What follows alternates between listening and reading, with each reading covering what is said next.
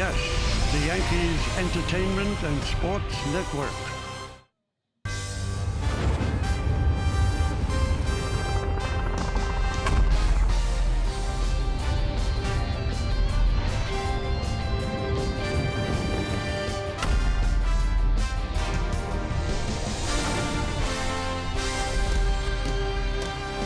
It is another gorgeous early evening in the Bay Area. And where are they going on that boat? To the Oakland Coliseum, where it is time for baseball. As the Yes Network presents New York Yankees baseball. Tonight, it's the New York Yankees against the Oakland Athletics in the rubber game of a 3-game set from the Oakland Alameda County Coliseum in Oakland, California. Hi, everybody, and welcome to Yankees baseball, along with Ken Singleton. I'm Michael Kay. So the Yankees won last night by a score of 5-1, and Luke Voit and Adeiny Echeverria had home runs. The only person that could have possibly predicted that would be Biff Tannen if he had the almanac, but they did it. They certainly did, Michael. Early in the ballgame, the Yankees' offense was somewhat dormant. They only had one hit through 6 innings, but then in the 8th inning, leading off the inning, Luke Voit, who's been very hot, goes deep to left field. The Yankees take the lead at 2-1, but they needed more. Adeiny Echeverria. Well, he's in the 9th inning. His first home run as a Yankee. The Yankees have hit 227 home runs this year. That leads the major leagues, and they won the game last night. Let's take a closer look at what Voigt's done. 7 home runs since August 24th, most in Major League Baseball. 5 of them game-tying or go-ahead home runs, and he's homered in 3 straight games. 5th Yankee to do that this season, and he spoke to Meredith Marakovits on the field after the game. I'm having so much fun. These guys, are it's a great group of guys, and we've kind of been struggling a little bit lately, but when we hit our stride, the sky's the limit for this team, and this is a big win for us, kind of after a couple of losing streak, and I don't know, these guys are in it to win it, and we need to do some damage in September. Let's take a look at tonight's matchup. Pitching matchup brought to you by People's United Bank. Mike Fiers will get the start for the A's. He's been great since coming over to Oakland. Luis Severino will go for his 18th win. Last time out, he pitched very well. Yeah, that was against the Detroit Tigers at Yankee Stadium. He was very strong. He had one of those Severino games. He had double-digit strikeouts, 10 strikeouts, no walks in the game. It's the 3rd time this year he's had at least 10 strikeouts without walking a batter, and 2 of those starts were against the Detroit Tigers. So he tamed the Tigers all season long. All right, this should be fun. Yes, After Dark, Yankees After Dark. When we come back, lineups, first pitch, baseball, Yankees Athletics, next, right here on Yes.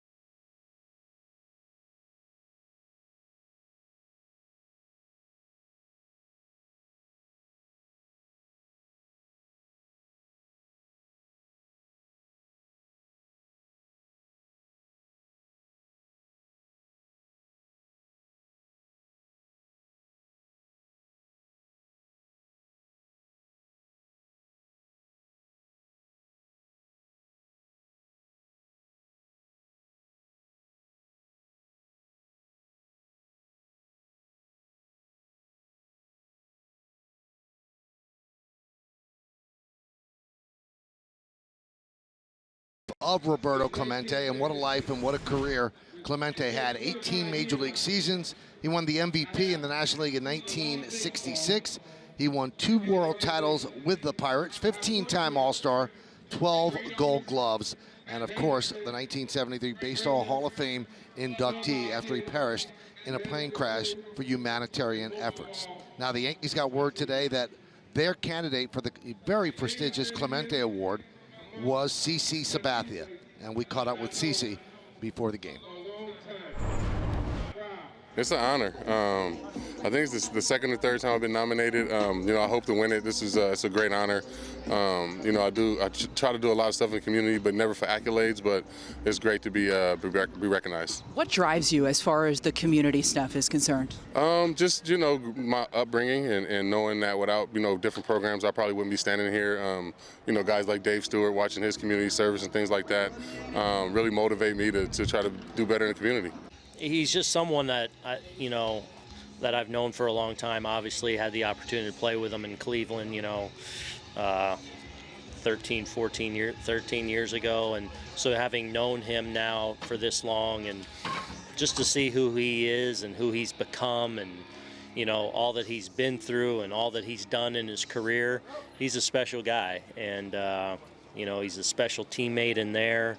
And I think everyone that comes in contact with him is better off for it. And, you know, I think it's fitting that he's our nominee. And a couple of my colleagues here at the Yes Network won that prestigious award. Ken Singleton, who I'll be doing the game with tonight, and Al Leiter as well. Also, CC referenced Dave Stewart. Dave Stewart is part of the inaugural class of the A's Hall of Fame. They're having a ceremony on the field right now. Dave Stewart, Dennis Eckersley, Raleigh Fingers, Ricky Henderson, Reggie Jackson, Catfish Hunter, and Charles O. Finley. Well, getting closer to baseball here in Oakland. There's Stu. What a run he had here in Oakland. Yankees and the A's, the rubber game, coming up in just a moment next on Yes.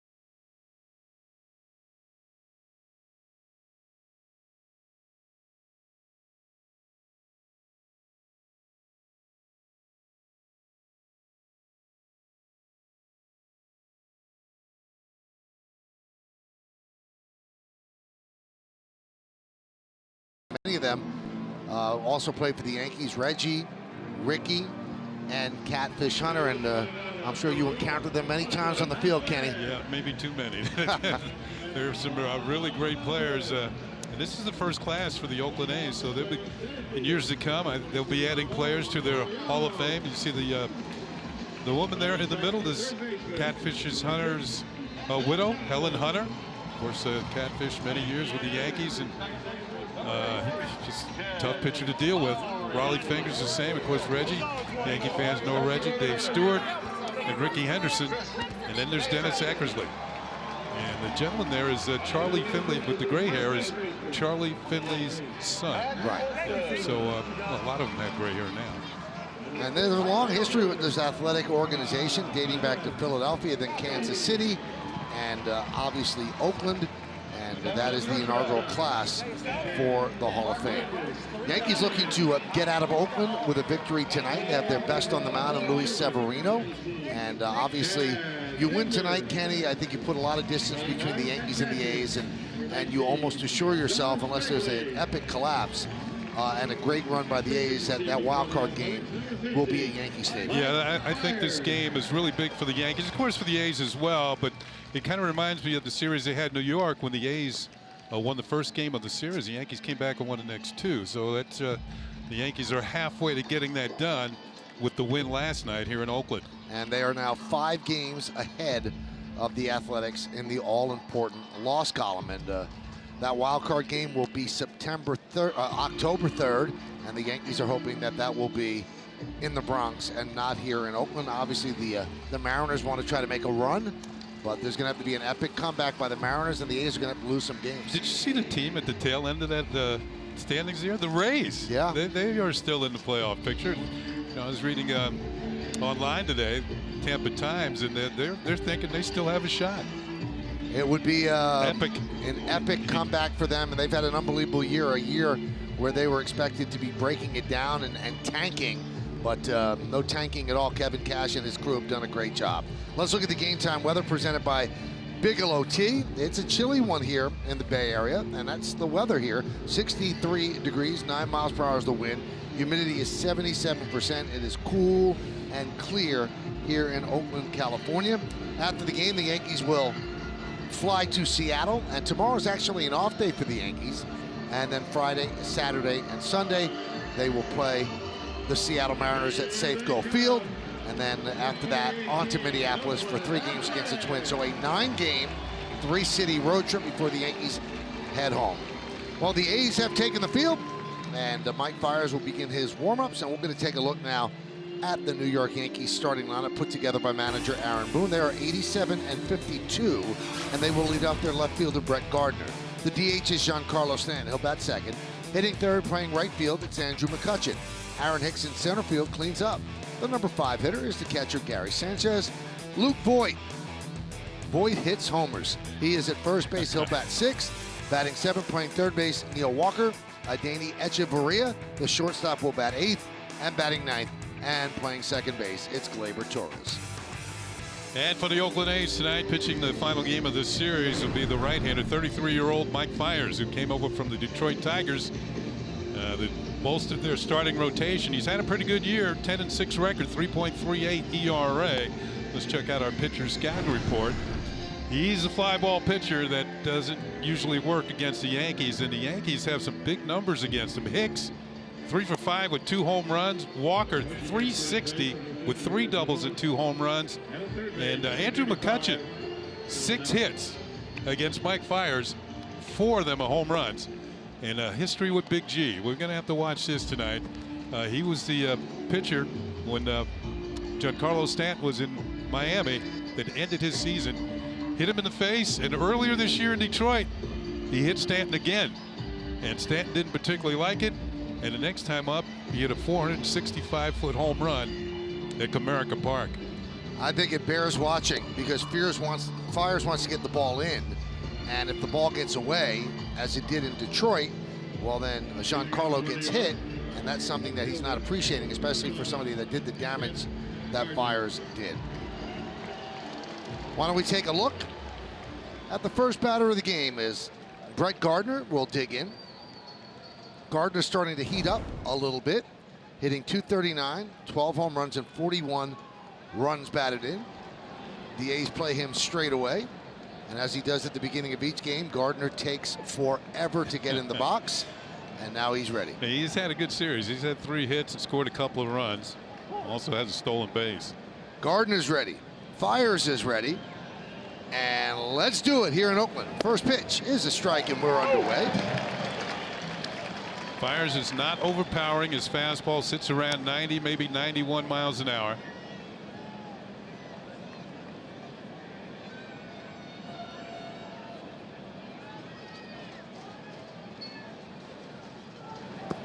Turned out to be a great pickup for the Oakland A's because so many of their pitchers have gone down.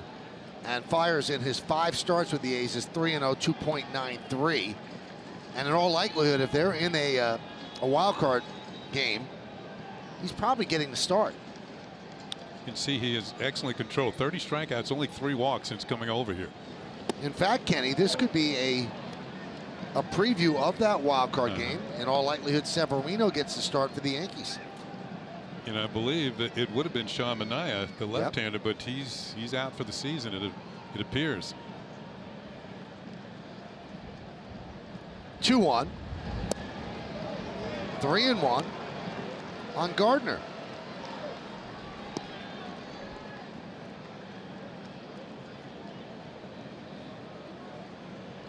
Every once in a while, Gardner will load up and leading off a ball game. He's got 14 career leadoff homers. That one is cracked to right field. Going back, Piscotty on the track, and right in front of the wall, he makes the play. And that'll bring up Stanton. We told you about getting hit in the face by Fires. That was on September 11th of 2014. This is from June, where he hits him in the elbow.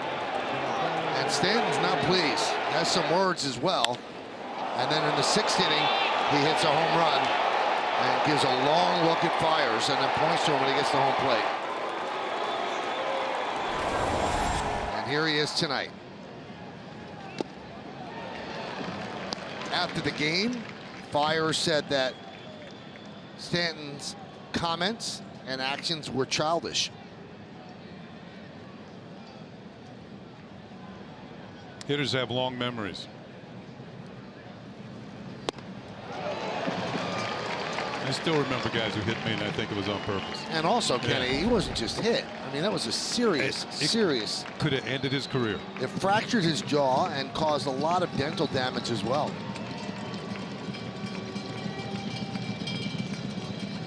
And that one is ripped into right center field. It is a base hit. It gets to the wall in a hurry. Stanton will go to second, and he has a 1-out double. What'd you say, Michael? In a hurry? In a hurry. 1 hop off the wall in right center field, and it was a frozen rope. Batting third, right fielder, number 26, Andrew McCutcheon. Looked like the target was high and away. That's where Fires threw the ball. And obviously Stanton was looking out over the plate. It just rips this way. Center fielder Laureano was on the retrieve right at the beginning. 115 miles per hour exit velocity. Here's Andrew McCutcheon. 4 home runs in his career against Fires. 4 of the 6 hits he's had has left the yard.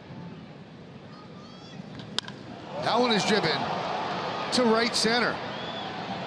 Laureano makes the play, tagging and going to third is Stanton. Getting the sense, Ken, the ball's not really carrying tonight. No, it's, you know, you mentioned the temperature's down. The air might be a little heavy. 61 degrees? It's downright chilly, as you said.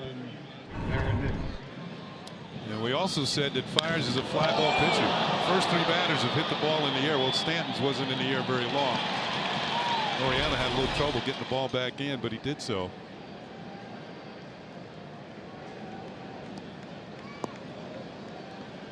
So Stanton's on third with 2 outs, and that'll bring up Aaron Hicks.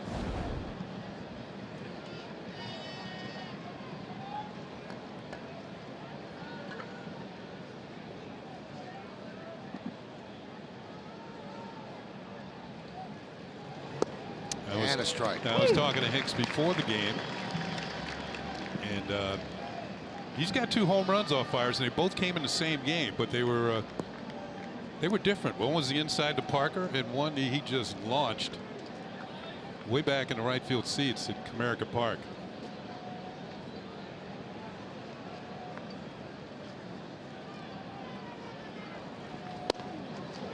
One and one.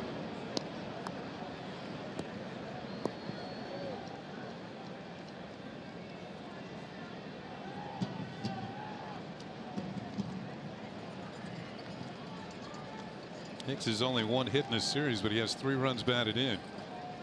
And a key walk in last night's game.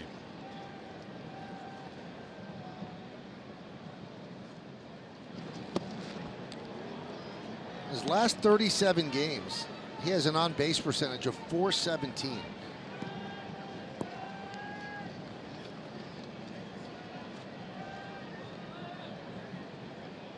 That's not only, you know, it doesn't count the runs that he's driven in, but he's setting up opportunities for the guys behind him in the lineup.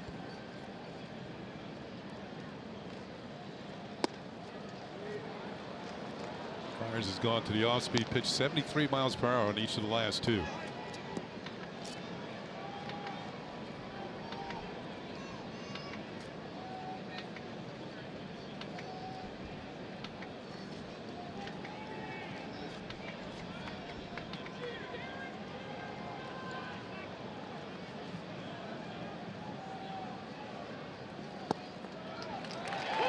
He thought that was ball 4.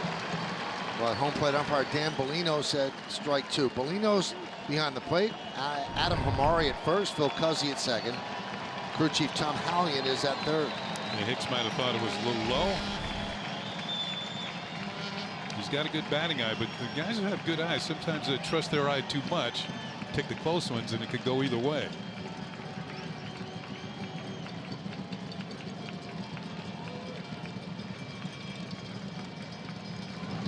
That's ball 4. So a walk to Hicks, and that'll bring up Sanchez. First, we'll take a look at the A's defense, presented by Geico. You've got Pinder in left, Laureano, who can go get it in center, Piscotty over in right. Infield, Chapman third, Semien at short, Lowry is at second, and Olsen at first.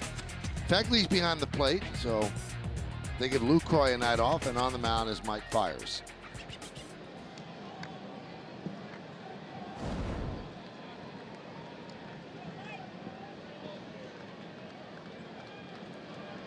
Here's Sanchez. He's had 1 hit in 7 trips in this series, but he's been hitting the ball pretty well. He hit into a double play last night. Last night, that was a rocket to Semien.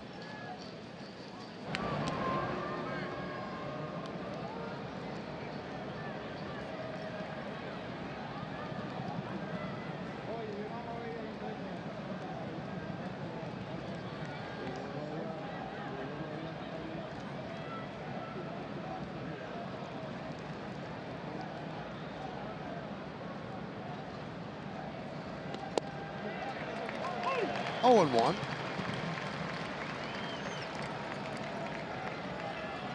Just underway here in Oakland on a Wednesday evening, the rubber game of this 3-game set. A's won the first game, Yankees won last night. Fires against Severino. Yankees threatening here in the first inning, 1st and 3rd, 2 men out.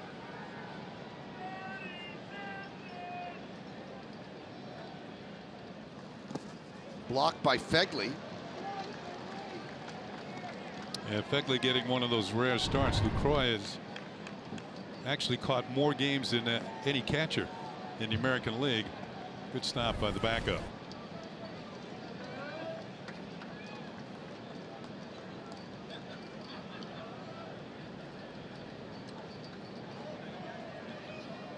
Hicks leads off first, held there by Olsen. Throw over. In the minors, 19 attempted steals against Fegley. He caught 8. So he gets runners at a 42.1% clip, which is very good. That's pretty good, but you know, he's dealing with major league base stealers now.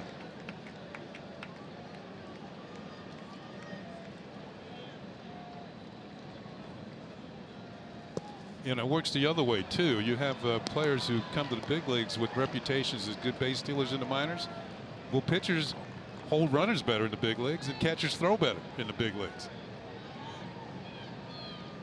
And we saw Ricky Henderson get inducted into the A's Hall of Fame. There was nobody like Ricky. I mean, he was, you know, in a class by himself as far as stealing bases.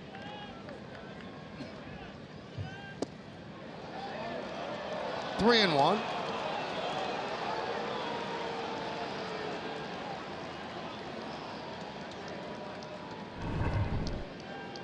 Fiers trying to be careful. I think that pitch was a tad inside. Third 3-ball count already for Fiers.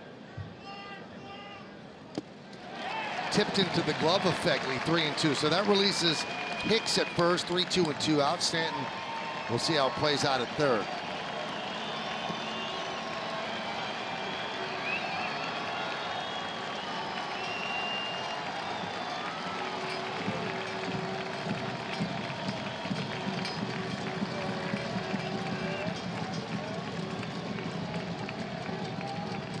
This will be pitch 21 for Mike Fiers.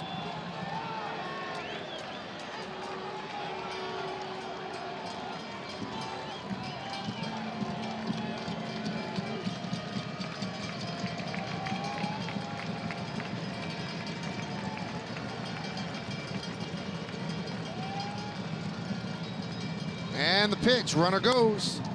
Foul back, they'll do it again.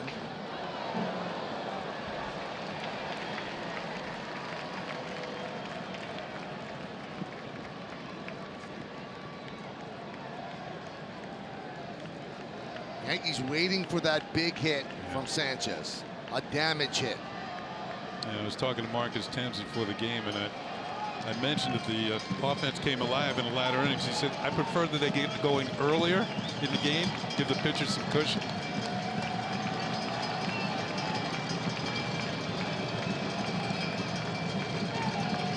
Runner goes, 3-2. He walked him, bases loaded. So a rough first inning for Fiers, but can the Yankees cash in? And Scott Emerson, the pitching coach, will talk with his starter. And this is more to give him a breather with a hot hitter coming to the plate.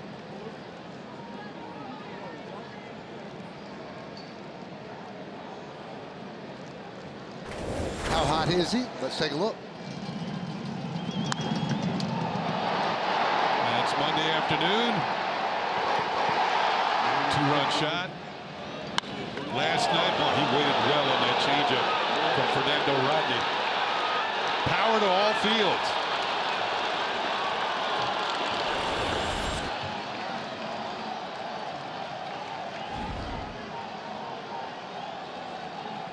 This is what he's done with the Cardinals and the Yankees. So 8 home runs for Luke Voit. 7 with the Bombers. Big spot early.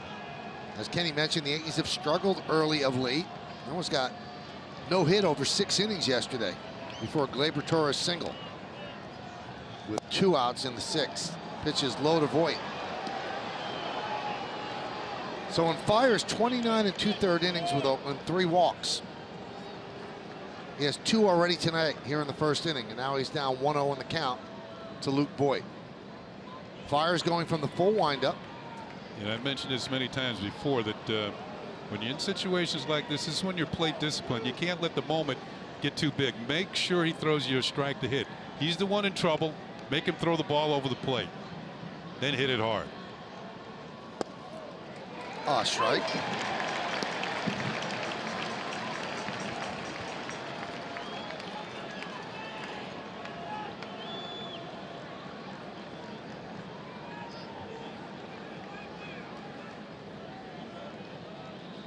Bases loaded, 2 outs. Top of the first inning. 1-1 count on Voit. And the pitch. Skied the other way and out of play. You know, we saw at the beginning on our open, and then if you caught the post-game interview that Meredith Marakovitz had with Voit. I mean, what joy he's getting out of this great run. He is savoring every minute of it, and the Yankees need it. It's not extraneous power. They've really been helped by Luke Voit. Well, most of his home runs have come at clutch times. Either tied or put the Yankees ahead. 1-2. Yeah, 5 of the 7 have either tied or put them ahead. So they're not tack-on home runs. Or if you're trailing by a lot, he has hit big home runs. Stanton's at third, Hicks is at second, Sanchez is at first.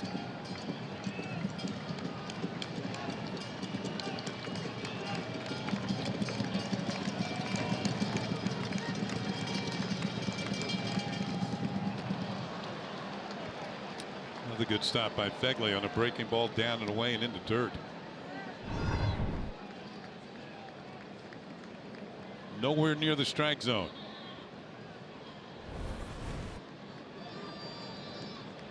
One thing to remember here in Oakland, the backstop isn't that far behind home plate, so the ball has to not only, sometimes it hits and comes straight back towards the catcher, so it makes it even more difficult for a runner to score from third. The 2-2. Grounded to third. Chapman picks and steps on the bag to end the inning. No runs, a hit, and the bases are left loaded. The Yankees nothing, and the Athletics coming to bat.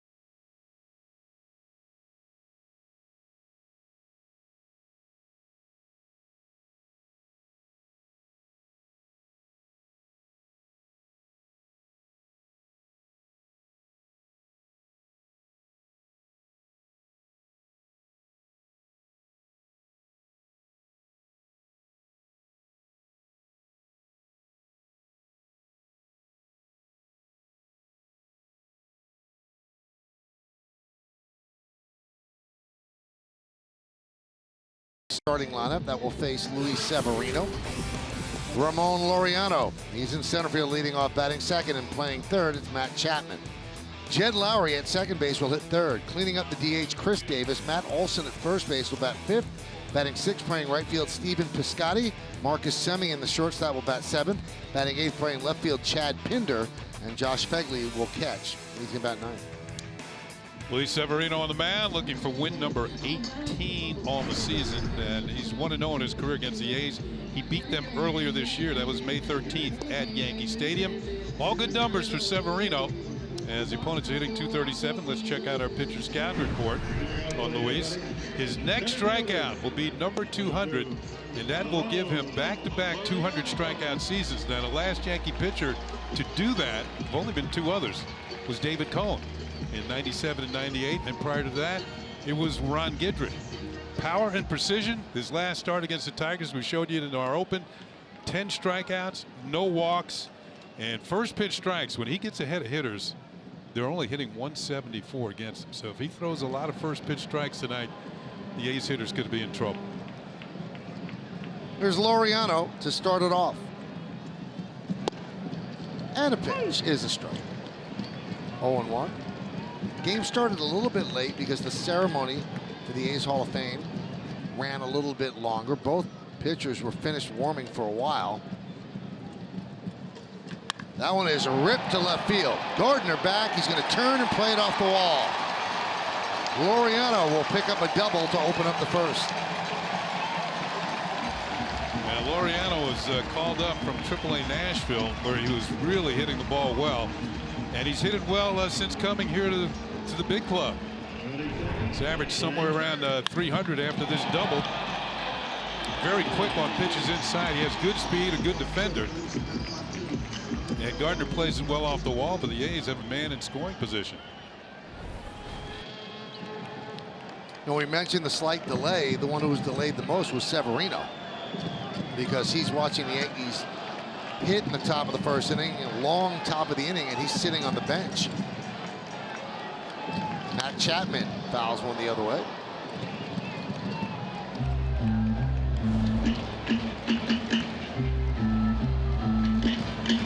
Chapman hitting .333 since the All-Star break. 12 of his 22 home runs since the break.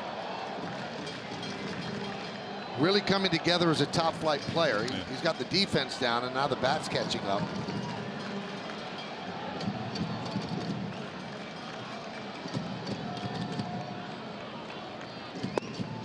He's progressing nicely as a former #1 draft pick of these days. He leads the team in runs scored with 86.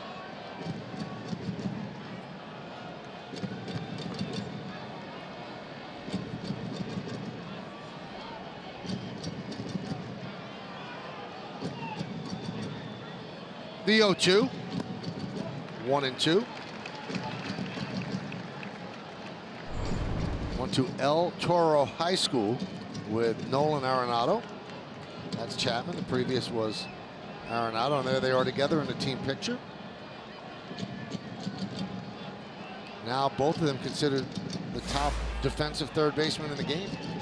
It appeared in those pictures that Chapman was playing shortstop. It's a pretty good high school team. Yeah, it is.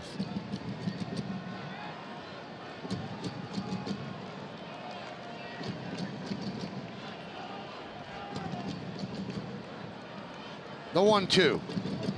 2-2.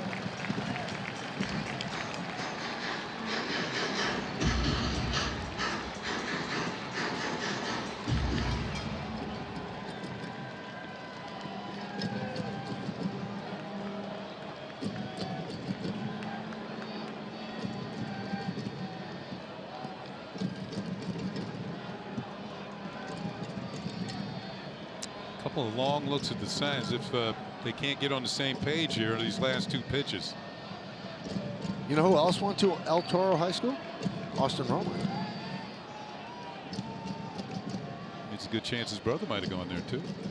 2-2. Grounded to short. Echeverria sets and fires. Got him. Laureano holds at second. Let's take a look at the Yankees defense. Presented by Geico. In the outfield, you've got Gardner in left, Hicks in center, McCutchen over in right. Infield, Walker gets the start. Just a day off for Andujar. Echeverria at short. Torres at second and Voigt's at first. Sanchez behind the plate. Severino's on the mound. Yeah, a couple of things with Andujar not being in the lineup. He has good numbers against Fires, but effectively he gets 2 days off with the day off tomorrow. And if you remember in last night's game, he fouled the ball off his foot. Now, I don't know how sore it is today, but a chance to stay off his feet, at least for at least the start of this game. That one's off the glove of Sanchez as Laureano moves to third. That looks like it's going to be a pass ball. It should be, and I don't know if this is a cross-up. They're not actually discussing anything, so I guess it wasn't. He's expecting the ball outside, and the ball is inside. And as hard as Severino throws, he couldn't recover, get across home plate quickly enough to come up with it. It should be a pass ball. And it is. And it should bring the Yankees infield in, and they do.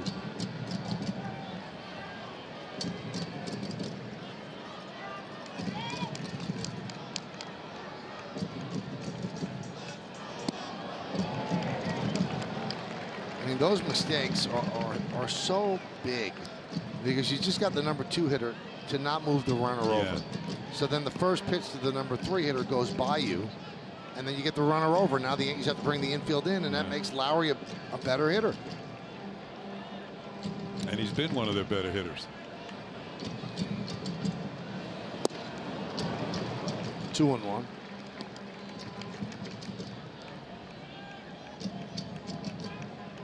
That was 90 miles an hour. That was a changeup.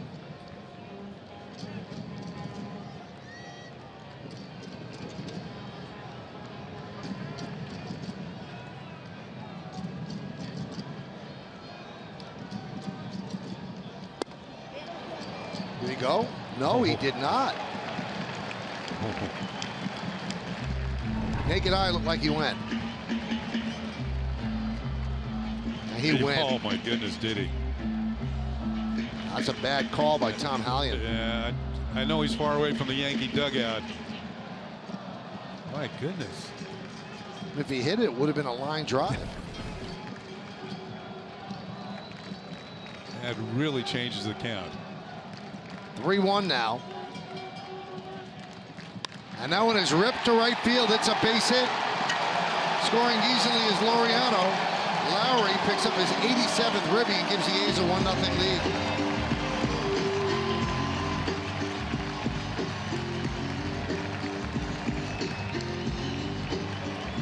Well, you can't argue balls and strikes.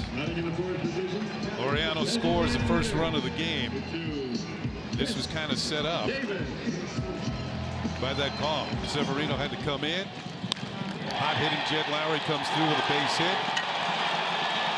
And the A's are on board. Here's Chris Davis.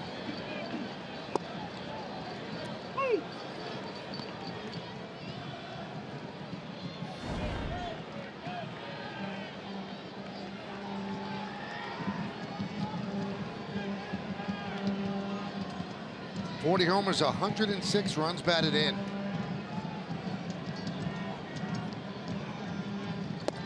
Been a little bit of a slump in his last 12 games. 4 hits and 45 at bats.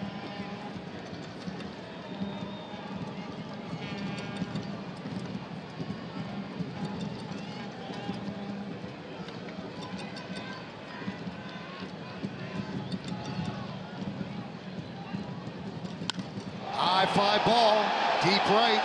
McCutchen back, he has room, turns, and a plate off the base of the wall. He fires it into second. In there with a double is Davis. Lowry will go to third. Now, Kenny, you played out there. Was he trying to deke or did he lose the ball? I think he saw the ball, but he was deking Lowry at first base, and he did a good job. You know, he's looking like he's going to catch it. You know what? But he could have caught it if he went back to the wall. I think if he might have had a chance to make the play. I think he thought it might have was going out. Let's take a look. It's hit pretty well. Davis has power to the opposite field. He sets like he's going to catch it. There's Lowry, doesn't know if he is or not. So he can only advance 2 bases. And it's runners at second and third, and the Yankees going to have to bring the infield in again. I guess he felt he could not make the play on that long fly ball. And Olsen fouls it off. That was odd because as he's setting up deking, if he kept going back, the ball was eminently catchable. It wasn't that high up on the wall. It hit the base of the wall. So either he didn't see it or misjudged it. Yeah, I think he saw it and felt he couldn't catch it. So now he's going into the deke mode and trying to keep Lowry from scoring on this 2-base hit. I agree with you, Ken. Yeah. I think he thought it was out. Yeah. And maybe the wind brought it in. That one gets past Sanchez. Here comes Lowry. He will score. Moving to third is Davis. 2-0 A's.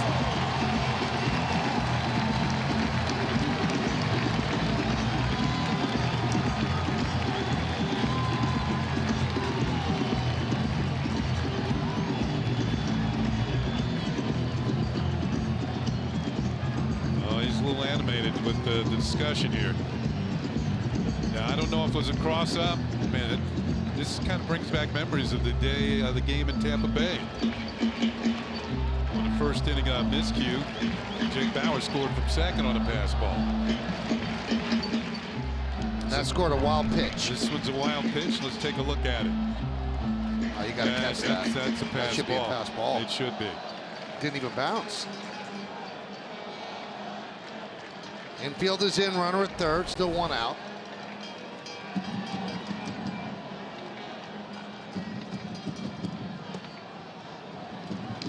Two and one.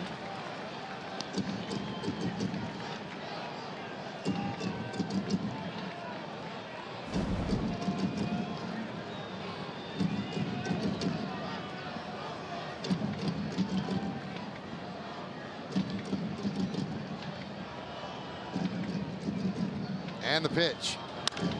Skied the other way. That's going to be trouble. That's going to be in there and off the wall. Scoring easily is Davis. Olsen goes for 2. It's an RBI double, and it is 3-0 A's.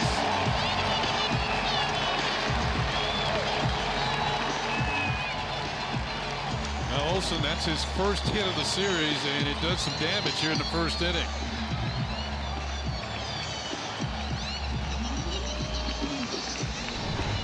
The Yankees have kind of kept him quiet, but this time he goes with the pitch. It's out over the outer third of the plate, and it misses by about a foot or so, going over the wall in left field.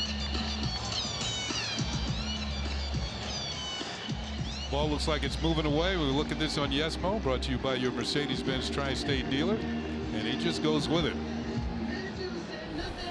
and picks up his 31st double of the year.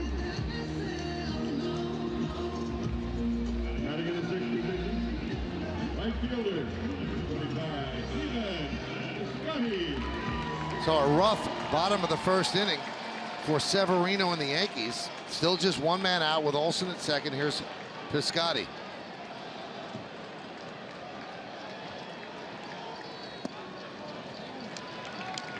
One and 0. Well, neither pitcher has come out of the gates flying tonight. The Fire's escape trouble with the bases loaded. 1-1.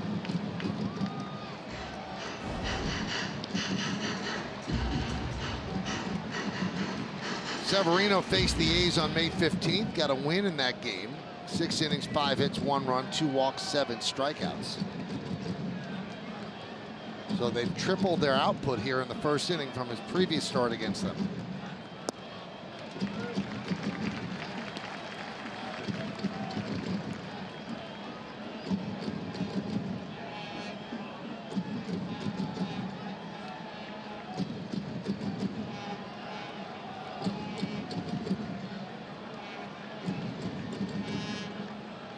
Swing and a miss, gets away from Sanchez, and moving to third is Olsen.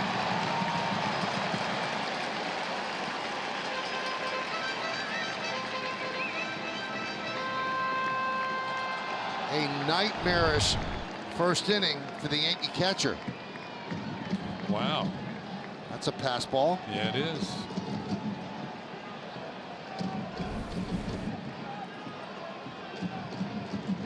I don't know if he got crossed up on that one. The way he was trying to receive the ball, looks like he was looking for something else.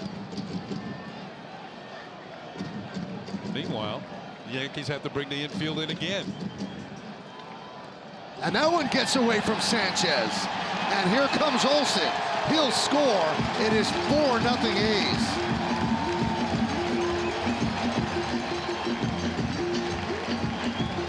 This is unbelievable.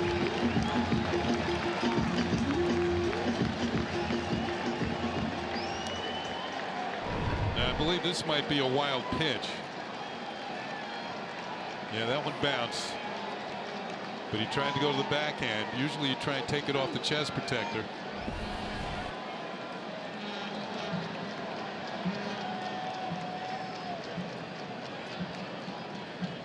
Swing and a miss. Piscotty down on strikes. Now, this is not the way you would draw up any first inning. Especially from somebody with the pedigree of Severino. You're thinking that you got your ace on the mound. You're trying to win a series. His catcher's having trouble handling him. That's going to mean it's going to have to be a big night for the offense. He has not had any help from Sanchez and didn't get any help from McCutchen on that fly ball.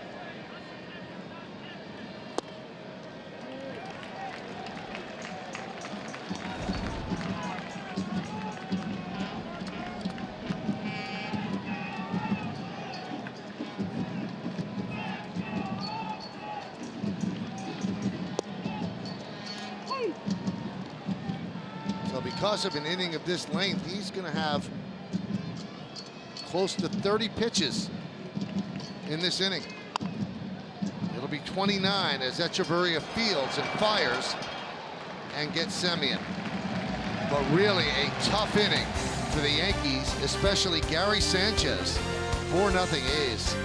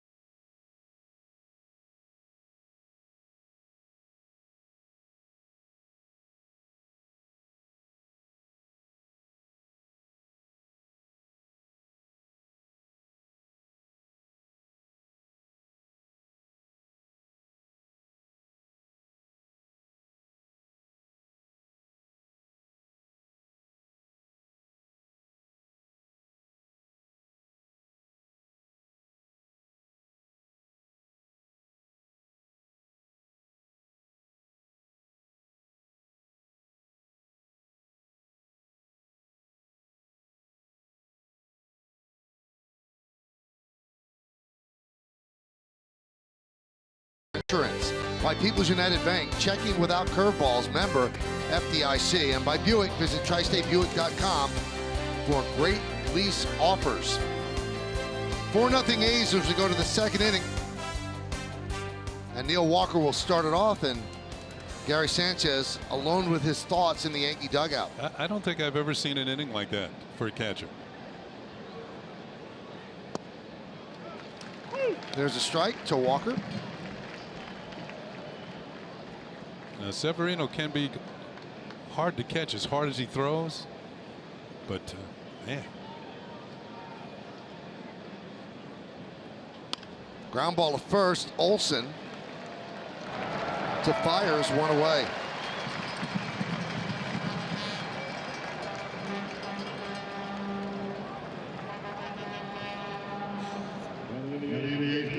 Usually after an inning like that, the pitcher and the catcher will have a conversation. That has not been the case. No, I don't think they're all that close together on the bench here.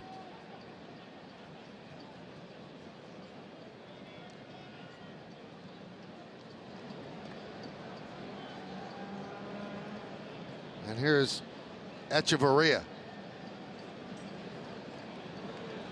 Now, one thing to remember, this is not the first time it happened. We talk about that game at Tampa Bay where they were quite animated after the first inning.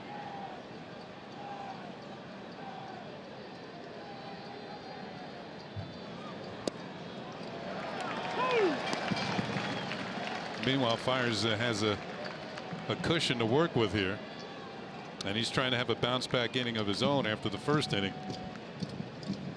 but he did escape. Still 0-2. Fires threw 28 pitches in the top of the first. The Yankees left the bases loaded. The A's cashed in on their opportunities in the bottom of the first inning as Severino threw 29 pitches.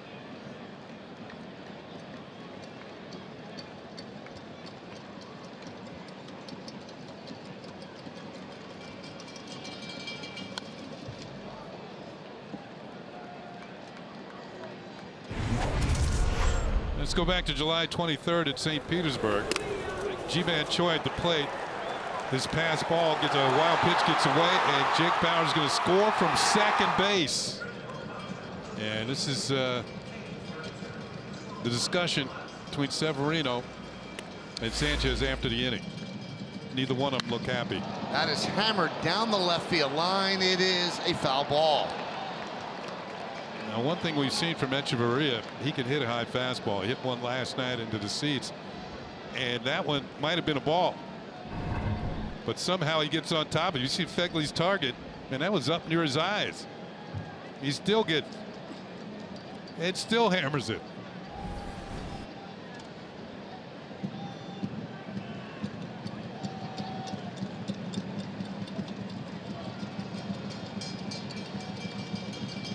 And the 0-2. Swing and a miss. Echeverria down on strikes.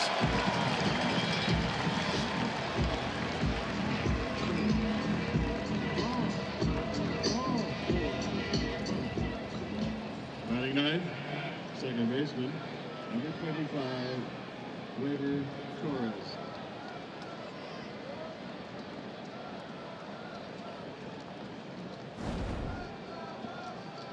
Here's Torres.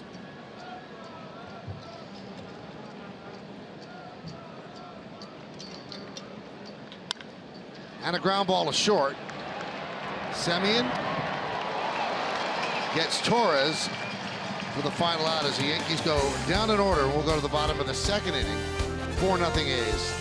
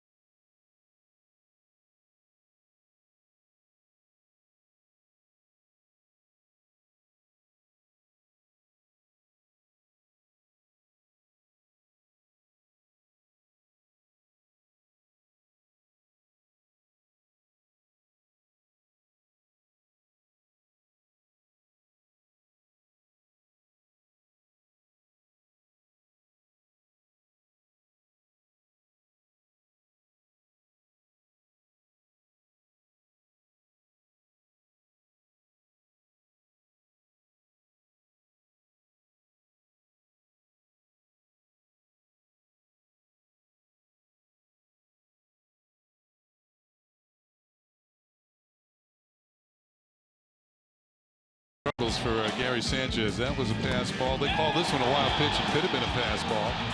I don't think it bounced. That one, another pass ball, got away. This one's going to be a wild pitch. Meanwhile, the A's are running around the bases, scoring 4 runs. And the pitch to Pinder is a strike. It was just very odd that after Gary Sanchez struggled as much, and you see he has the most passed balls, tied with Martin Maldonado of the Astros at 13. I think he's missed over 50 games. Yeah, I was going to say. Fly ball into right center. Hicks is there. I just found it unusual, Kenny, that Sanchez struggled as much as he did and sat there alone and nobody spoke to him. No one. Left him kind of alone with his thoughts. I think it kind of tells you nobody's happy with his efforts there in the bottom of the first inning.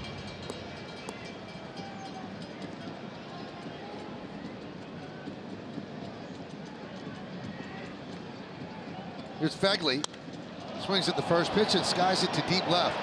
Going back, Gardner on the track at the wall, leaps, and he makes the play for the second out. Severino clapping and pointing toward left field at Gardner. Well, here's Fegley. Doesn't get to play very often, but he gets into this one. As Michael said, it's a cool night here in Oakland, and maybe that cuts down on the travel of the ball here at the Coliseum. The air's kind of heavy. So to get one out, you really might have to tattoo it tonight. Here's Laureano. He started out the first inning with a double over the head of Gardner.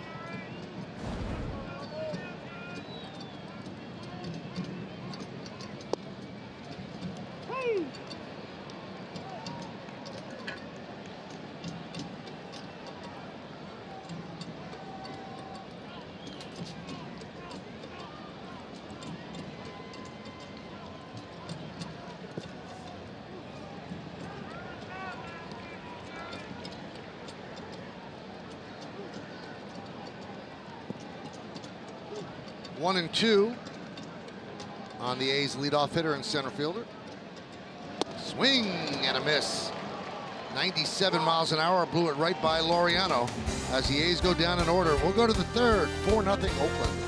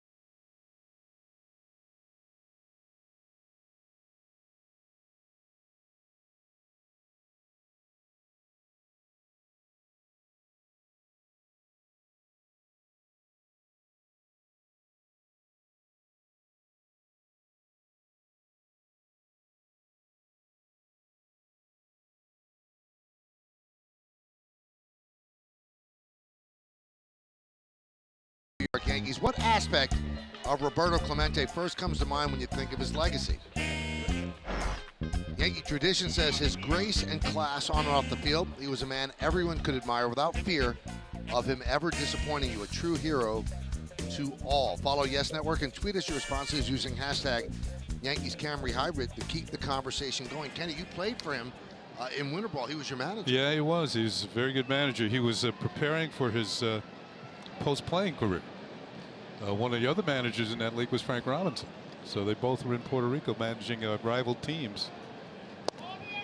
And tragically, Clemente was killed in a plane crash on a goodwill mission after an earthquake in Nicaragua. He was on a plane that went down in the Atlantic or the Caribbean.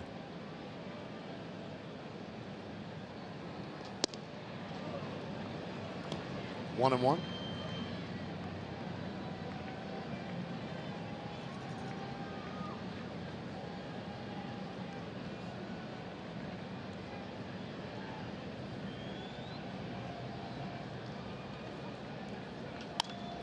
Slapped the other way, and it is a foul ball. Gardner hustling, was halfway to second. He's going to have to come all the way back.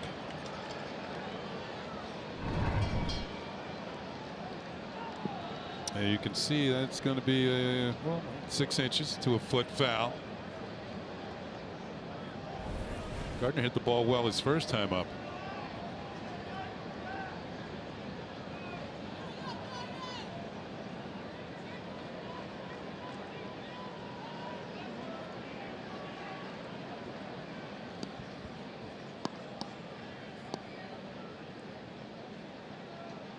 Rubber game of this 3-game set.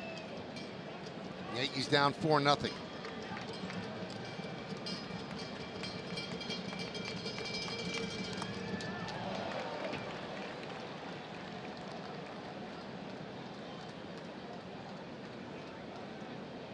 Fires, as I mentioned, his fastball doesn't get much above 90, but his changeup is down there somewhere around the low 70s. So he creates separation. And that was a changeup that Brett Gardner just got a piece of. Chopped to second. Lowry is there. And he gets Gardner for the first out.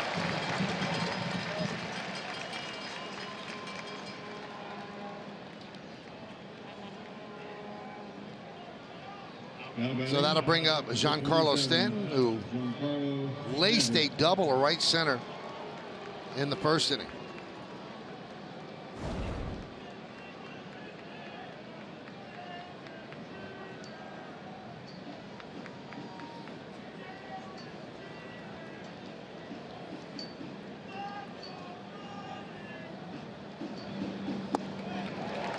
speed. 73 miles an hour.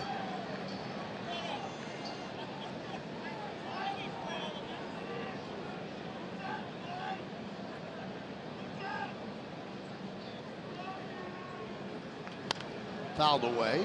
0-2.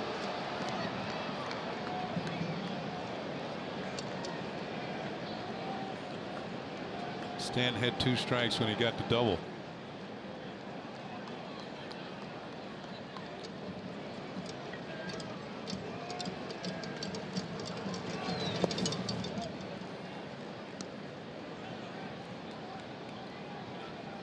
One and 2 on Stanton.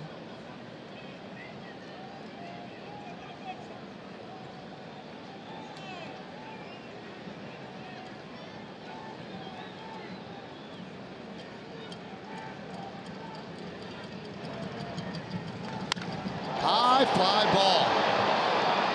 Right center. Laureano on the track, puts it away for the second out.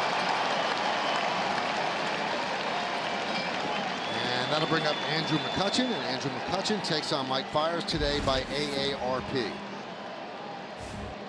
The career number 6 for 20. That's even 300, but 4 of the 6 have left the yard and 9 runs batted in.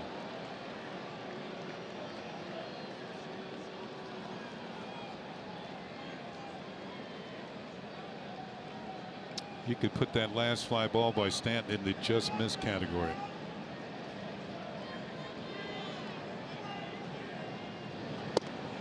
And a strike.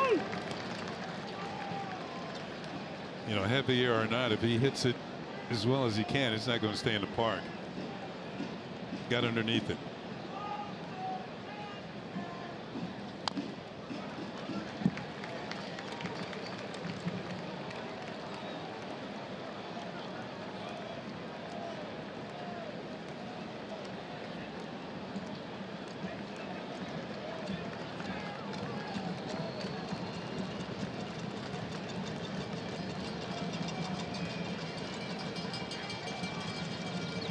Swing and a miss. And Fiers has retired 7 Yankees in a row. We'll go to the bottom of the third. 4-0 Oakland.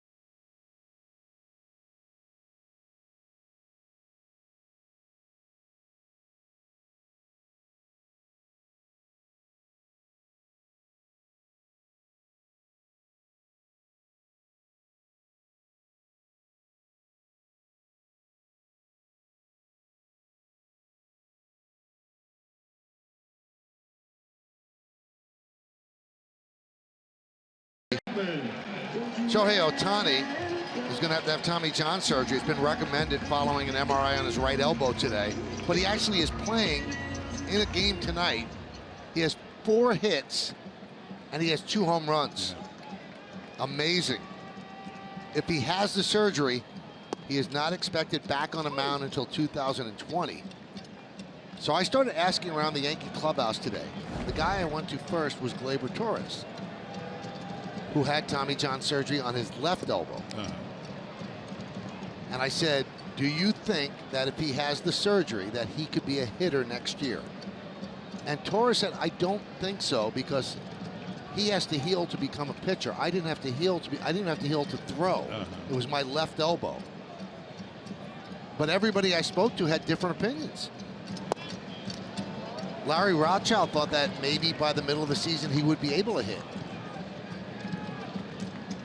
That's a very, very tough call. Did you see his start the other day? The last time he actually pitched? No. Now, he threw his first inning, he threw very well. His fastball was up there at 90, his 98, 97, and his split finger was very good too. But the next inning, the velocity went down tremendously. His fastball was like 90. He dropped like 7 or 8 miles per hour. And eventually, he came out of the game. And that was probably where the further injury to the UCL occurred. And that's why the Angels wanted to get him on the mound after the rehab, because they had to see, can we count on him for 2019? Now they know he can. As a pitcher. And maybe somewhere down the line, I guess the thrilling thing about Ohtani, Kenny, is that he does both. Yeah. But what's better for the team long term? To get 150 games out of him as a DH or outfielder, or to have him pitch? The question is, if you look at the number of at-bats he's had this year and the home runs and his batting average, I think you have to look at his numbers. And they would tell you if you want him to continue to pitch or not. Right. He's a great pitcher when he's healthy. Yeah, he is. He's got tremendous, as good a stuff as anybody.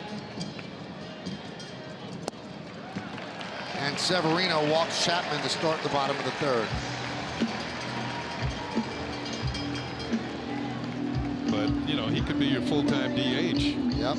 And put up 30 home runs. Now batting second baseman, great Dan Howell.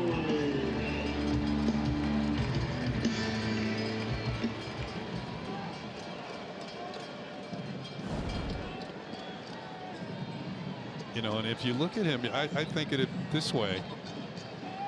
He's fortunate that he's a hitter, too. Up the middle and past the diving Echeverria. A base hit for Lowry.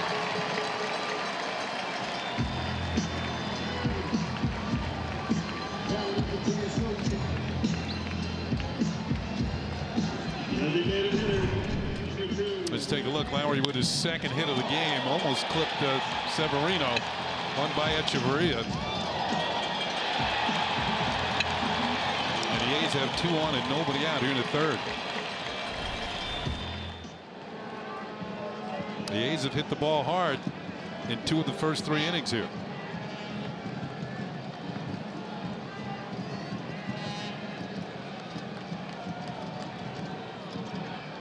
Pitch to Davis. Fouled away.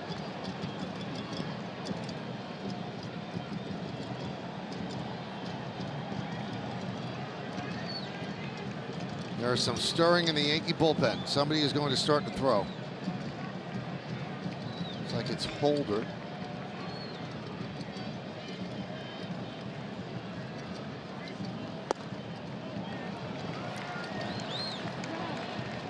Severino thought that was a strike. And I thought I heard some chirping from the Yankee dugout for Mr. Bellino.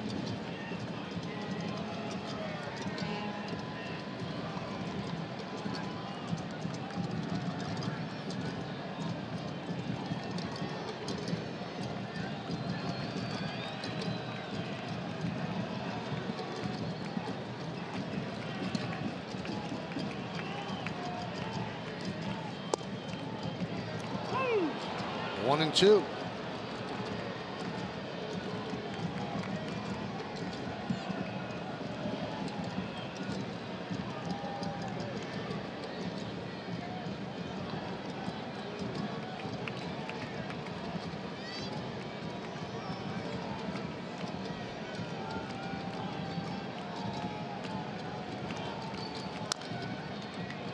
Still 1 and 2. It's 4-0 A's. Bottom of the third inning.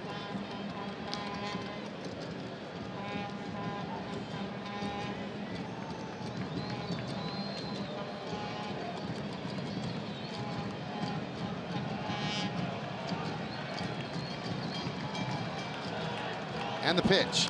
Check swing, foul back. I mentioned that Davis has good power to the opposite field. He's also a good high ball hitter. You know, a lot of the home run hitters, they like the ball down where they can lift, try and get it into the air. Davis has somewhat of a short swing.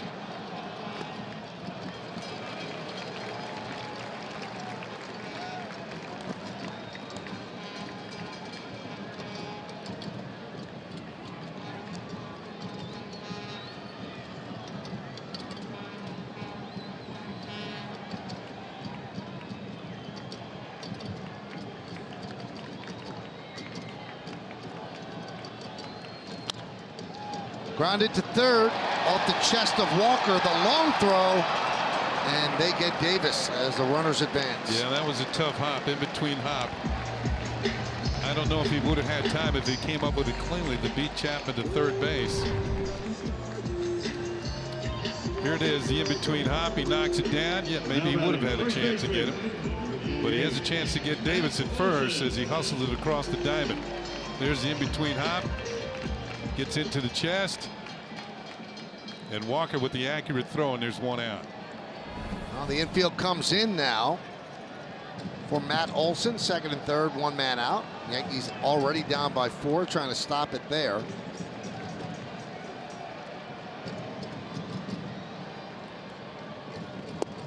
And a strike.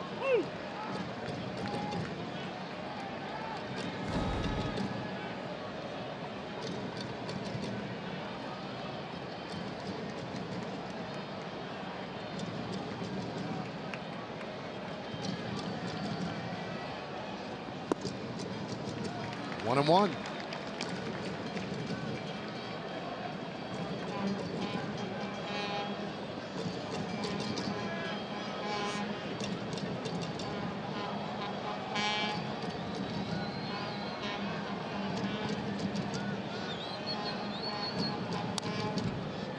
Now 1 and 2 on Olson. Olson had an RBI double off the left field wall in the first inning. Just missed a home run. 29 pitches Severino threw in the first, then an easy 7-pitch inning in the second. Now struggling here in the third, about to throw his 20th pitch.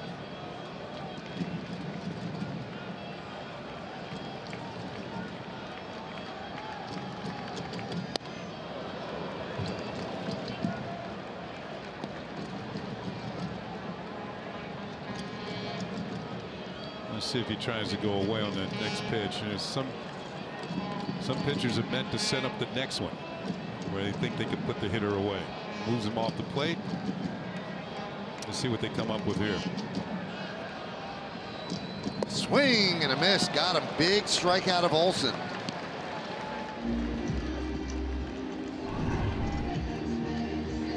"142nd time that Olson has struck out. And a good breaking ball for Severino.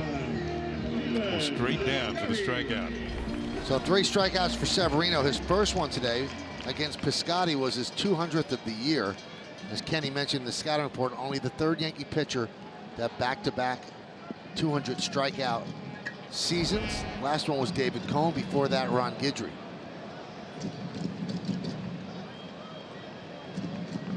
Here's Piscotty.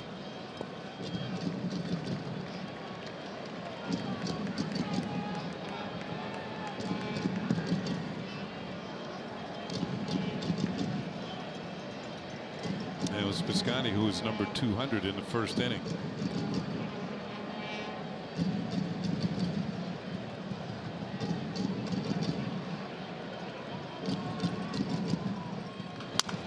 Up the middle and through for a base hit. A broken bat single that will score 2. Piscotty makes it 6-0.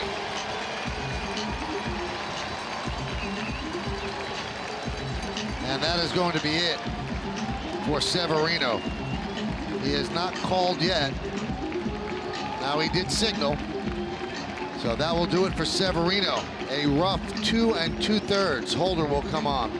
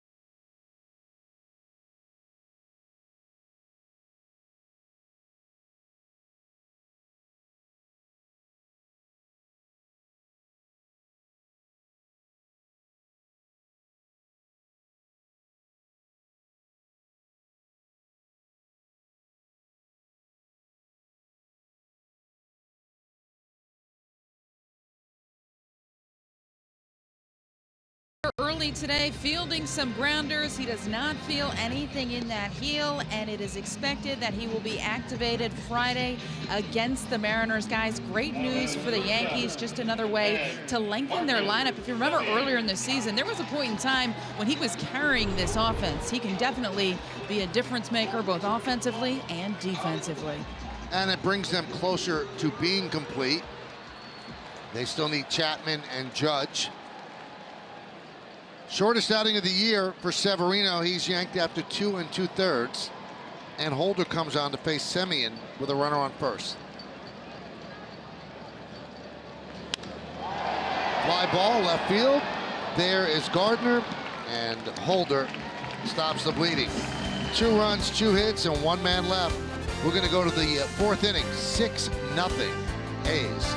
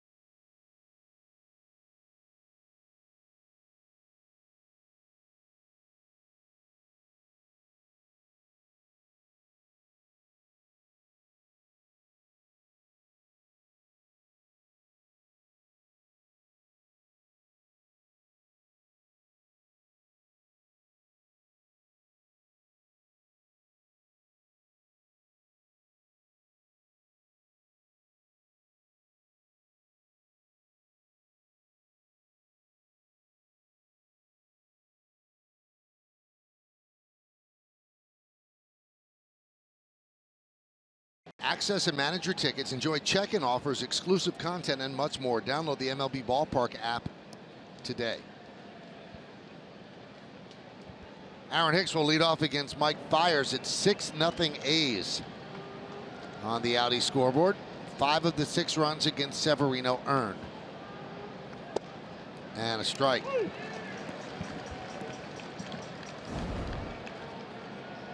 Yankees had an opportunity to set the tenor of the game by knocking Fiers around in the first inning. They loaded the bases. They could not get the big hit, and they didn't score. The only thing they did accomplish was getting his pitch count up. He's made 2 good fastball pitches to Hicks here.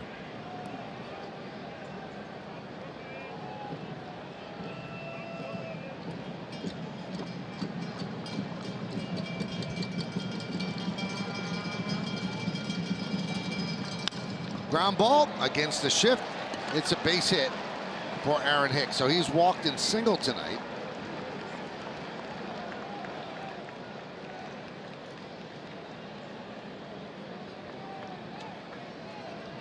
Now batting, number 24. Yeah, that's a good hit with 2 strikes. Sanchez. You know, trying to cut down your swing. The shift is on. They're giving you the ball to the opposite field. Pitches up and away. Just slaps it the other way. Leading off the inning. You're down by a bunch of runs. You need men on base. You should be trying to go to the opposite field. They're going to give it to you. Here's Gary Sanchez. He walked in the first inning.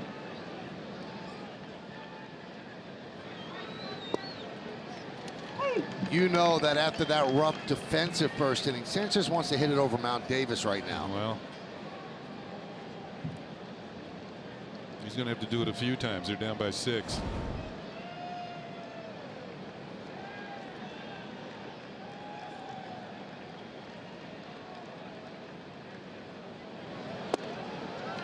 There's a strike. Quickly 0-2. So 4 straight 0-2 counts for Mike Fiers.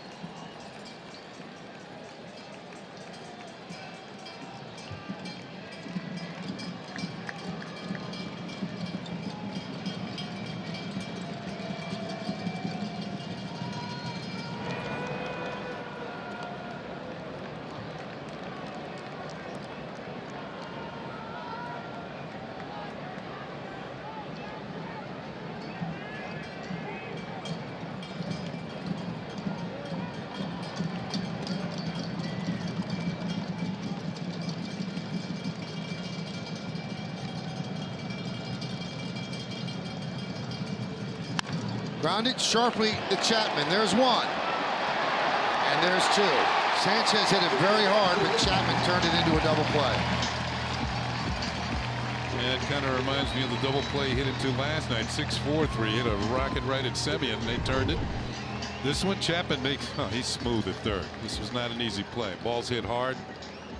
He almost threw the ball up. Well, not a good throw to second base. Still able to turn it, though.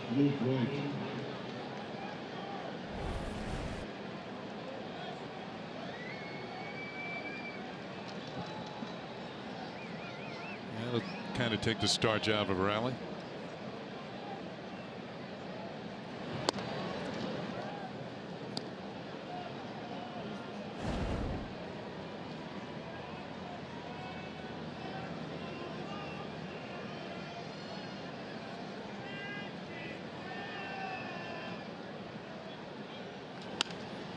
Skied the other way.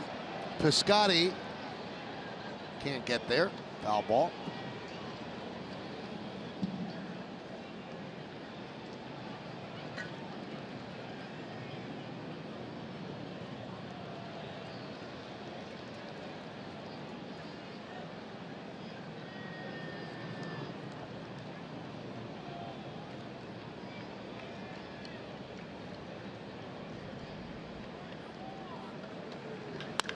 Grounded sharply and grabbed there by Semien. And he gets Voit for the final out of the 4th. No runs a hit and nobody left on base. Bottom of the 4th inning coming up at 6-0 A's.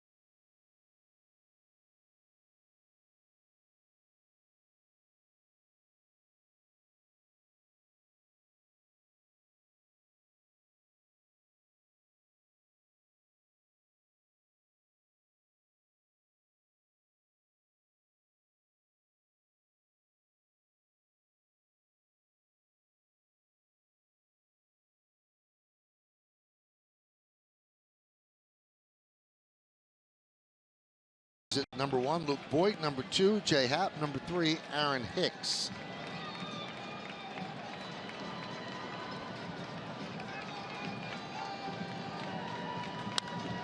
And the first pitch to Pinder is lined into left field, a base hit. Leadoff single, bottom of the 4th. Yeah, one of the differences in this game as it seems like everything the A's hit is finding little holes, and the balls that the Yankees hit, the hard ones, are going to the infielders. Audi scoreboard 6-0 A's. 4 runs for the A's in the first and 2 in the third, knocking out Severino, his shortest outing of the year, 2 2/3 innings.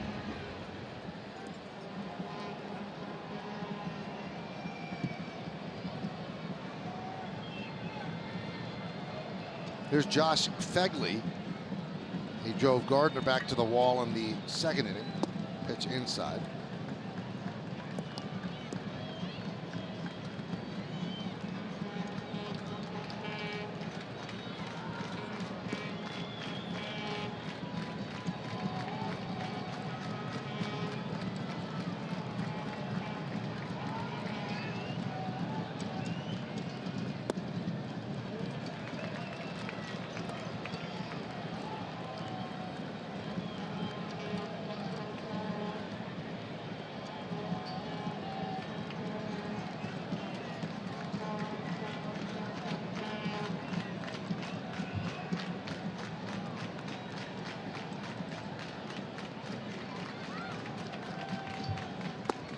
You know, one thing that, talking about the A's and their wild card, but they still have desires on the Western Division title. They're only 3.5 games behind the Houston Astros. The problem for the A's, they don't play the Astros anymore this season.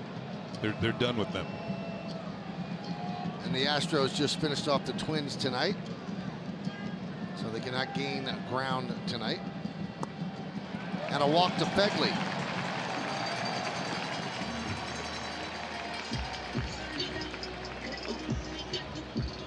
Yeah, it's 4 now because, as Michael said, the Astros won today. But it will go back to 3.5 if the A's hold on. But still 4 back in the loss column. Center fielder, number 22, Ramon Laureano. Here's Ramon Laureano. Doubled over the head of Gardner in the first and scored, then struck out in the second.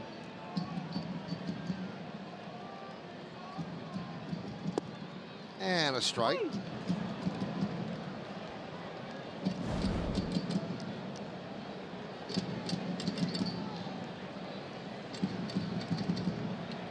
Six, 7-0 for the A's, 0-2-0 for the Yankees.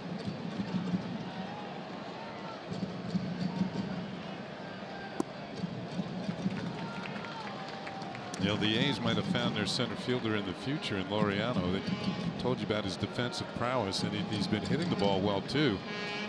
What's kind of ironic, they got him from Houston in a trade.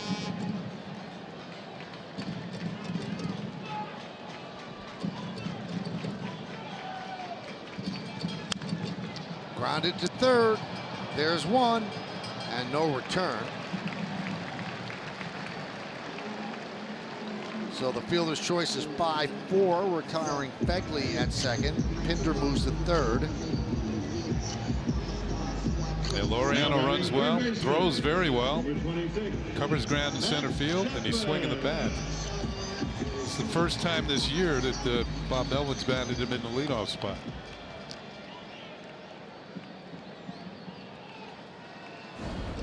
Here's Matt Chapman, grounded to short in the first, and then walked and scored in the third. Yankees have Luis Cessa up in the bullpen.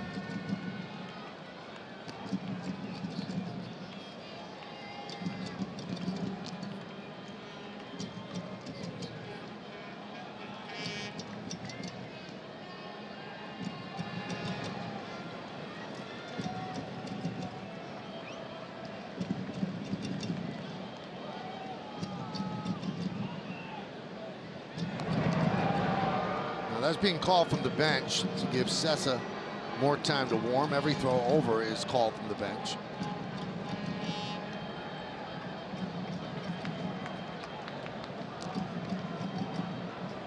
So Sanchez looks over, and he will tell Holder whether or not to go there.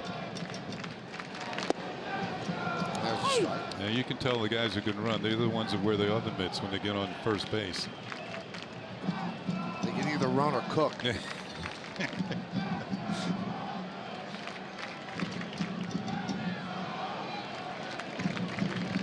I still think those things should be modified. I agree. You get to the bag quicker than you would. It's longer than your hand. Yeah, it is. All you have to do is look at his 2 hands to see how much longer the left one is with the other bit.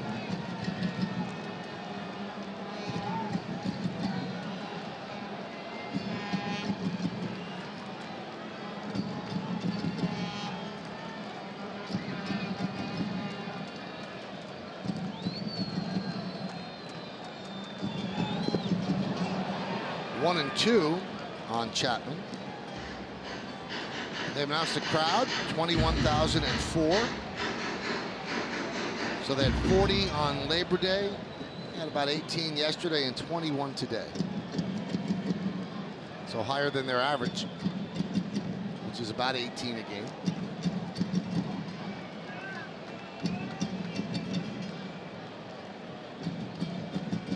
Runner goes.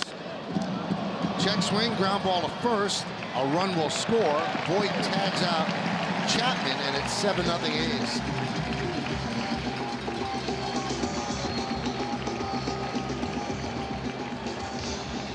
Having the runner on the move, you stay out of the double play. I don't think they would have got one on that particular ground ball anyway. But Chapman's going to pick himself up a run batted in.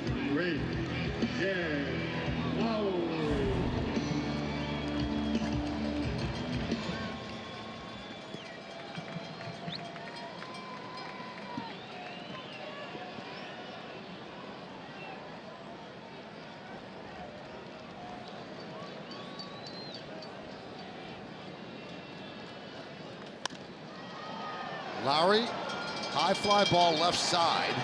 Gardner's there, makes a play in fair territory for the final out. 1 run, 1 hit, no errors, and 1 man left on base. We go to the 5th. It's 7-0 A's.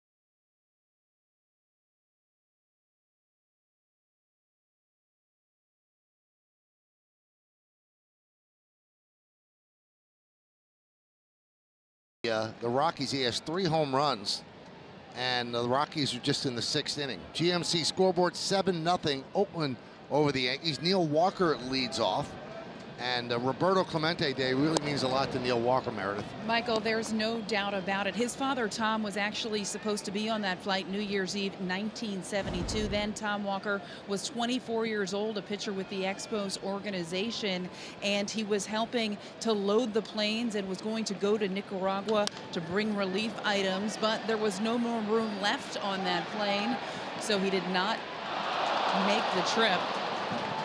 As you see, a missed opportunity for the A's there.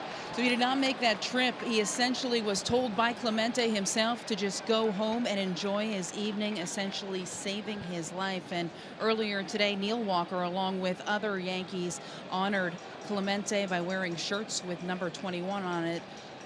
Pretty neat thing that Neil Walker wore not only that shirt, but he had a different shirt on the clubhouse as well. He certainly knows what Clemente means to his father and to his family. Absolutely, what an amazing story. Neil Walker's not here if not for Roberto Clemente. That's exactly true. 1-2.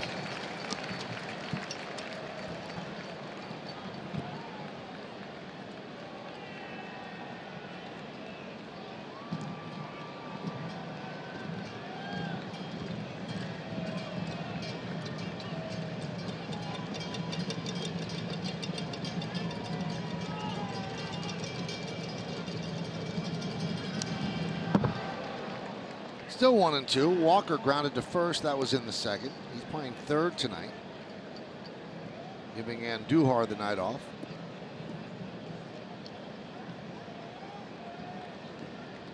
Yeah, Andujar, you don't see many games where he doesn't get hits or hits the ball hard. He's 0 for 6 in this series, so maybe it was time to give him a day off. Shift is on for Walker. 3 infielders on the right side. Bounced up there by Fires. Let's take a look at the shift on StatCast AI, powered by AWS. And this is why they have 3 infielders on the right side. Most of its ground balls go that way. 2-2. Right into the shift from short right field. 1 away.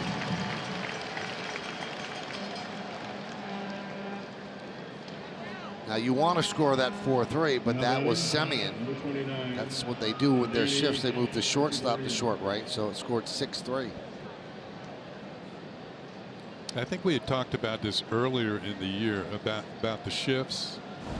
And with hitting itself down, the number of hits, I think this is going to be the first year they're talking about more strikeouts than hits.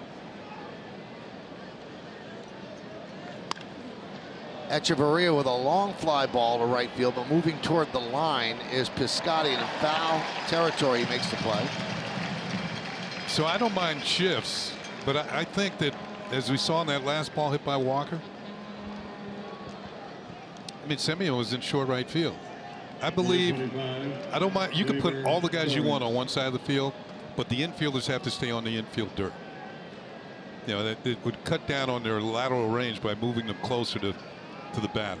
Now, what would you do with what Minnesota did today? I didn't Alex see that. Bregman was up, who's been on fire for the Astros, and they put 4 outfielders. Yeah, that's not the first time that's happened this year. I think of the times that there have been 4 outfielders in the majors this year, Minnesota's done it 71% of the time. Now, how's it worked out? That's the deal. Yeah. I mean, if they're gonna, I guess if you're going to keep doing it, it's working. Working out. Yeah.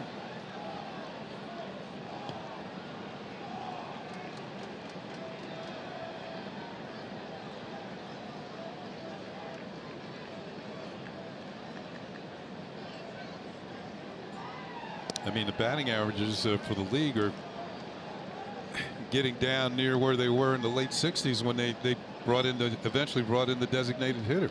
Well, the time that the Twins did it tonight, Kenny didn't work. Bregman hit it over their head. He hit a home run.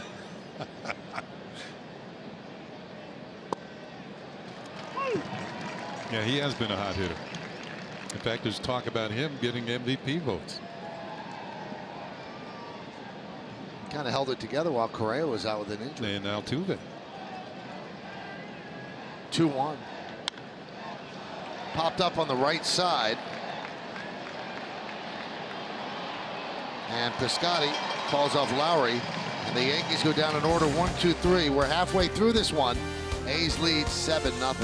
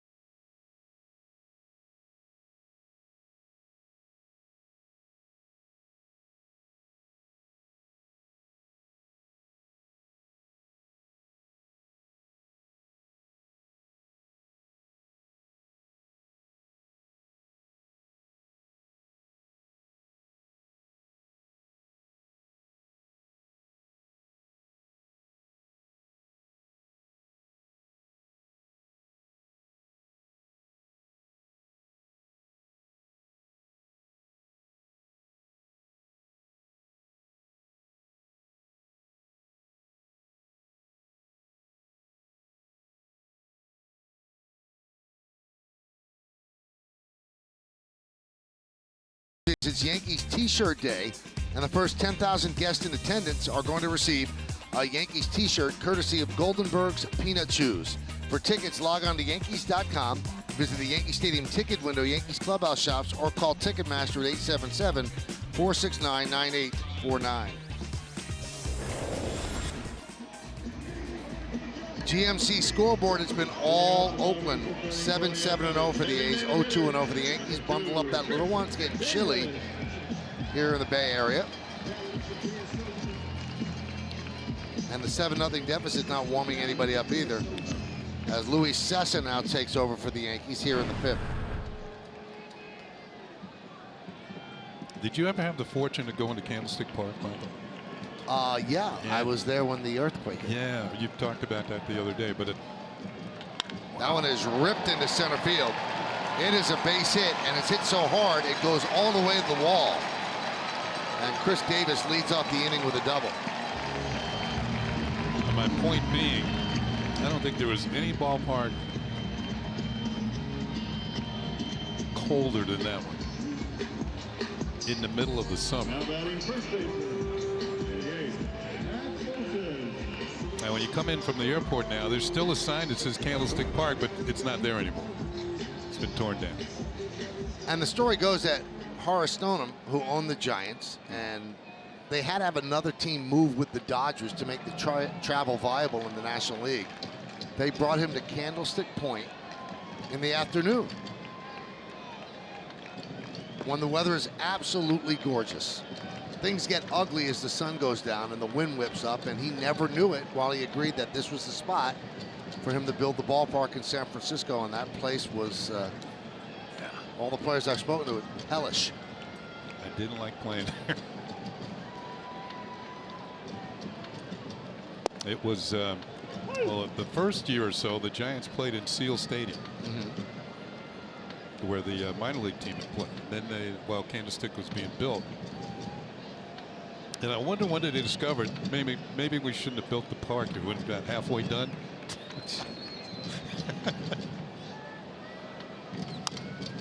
Soft ground ball, right side. Oh, what a play as they got Olsen. Boy, can Echeverria play shortstop. That was some play. Here's another look at what Michael's talking about. Didn't even transfer from glove to hand.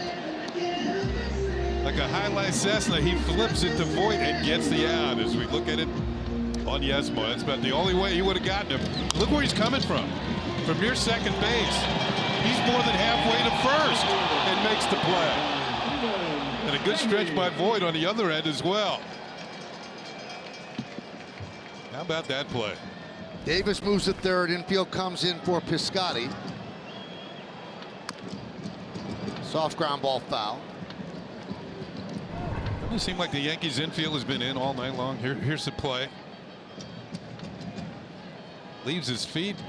The flip. Yep, been plenty of time. He comes with the reputation of being an excellent fielder, and he shows you why. Only made 2 errors all year. Well, he's played with the Blue Jays, the Marlins, the Rays, the Pirates, and now the Yankees. And wherever he's been, he can play shortstop with anybody in the game. Great arm, a lot of range, catches everything. And then you make a play like that, a highlight reel play.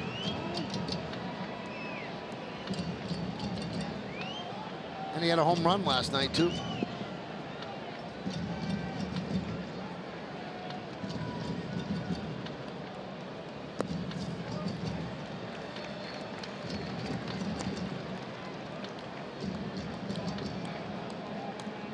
Echeverria was the shortstop in Tampa Bay when they decided to give the job to Willie Adames. Yeah, he was the up-and-comer. And he handled it great. Kevin Cash said, I told him what was going on. He said, I totally understand. Fly ball. Center field. Hicks will make the catch. Tagging is Davis. Here's the throw, and Davis holds up. And Sanchez fires to third. Davis gets back. You know, you saw Davis tag up, and all along it looked like the look on his face is, do I really want to try this? Because Aaron Hicks is one of the better throwing arms for a center fielder in the league, and he shows it off here. Gets momentum, fires a strike to home plate, a little high, might have been a ball, but still it got there quick enough that Davis knew that yeah, shouldn't try this. That's Matt Williams, the third base coach.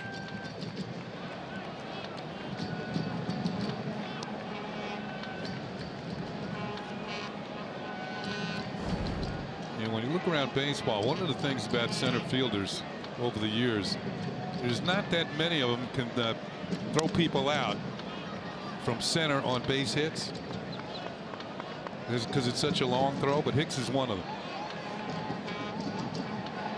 He's got a right fielder's arm. Yeah, he does. And a center fielder's range. Shift is on against Semien. 3 infielders on the left side. They back up with the 2 outs. And a strike from Sessa, 1-2. So a couple good defensive plays this inning by the Yankees.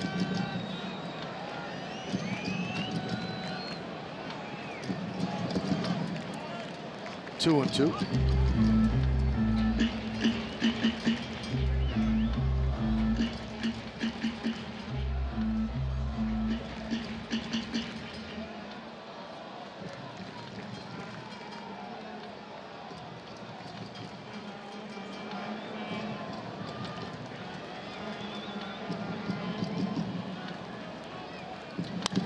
Lined into right field. McCutchen makes the play. 3 good defensive plays by the Yankees keep the A's off the board in the bottom of the 5th. Yankees flashing some leather. How about Echeverria? Outstanding. And this play by McCutchen for the final out of the 5th.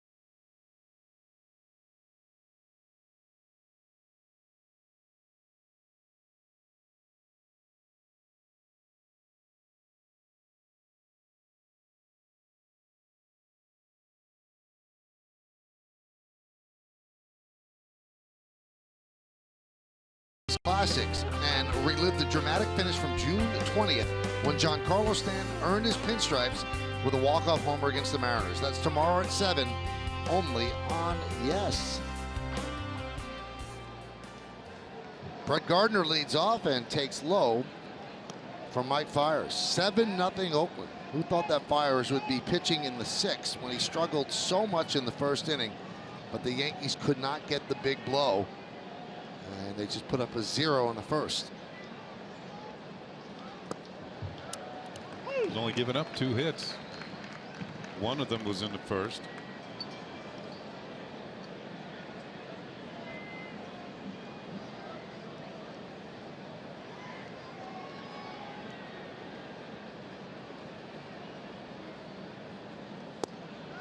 Strike. And since he's got a big lead to work with, he's throwing strike after strike.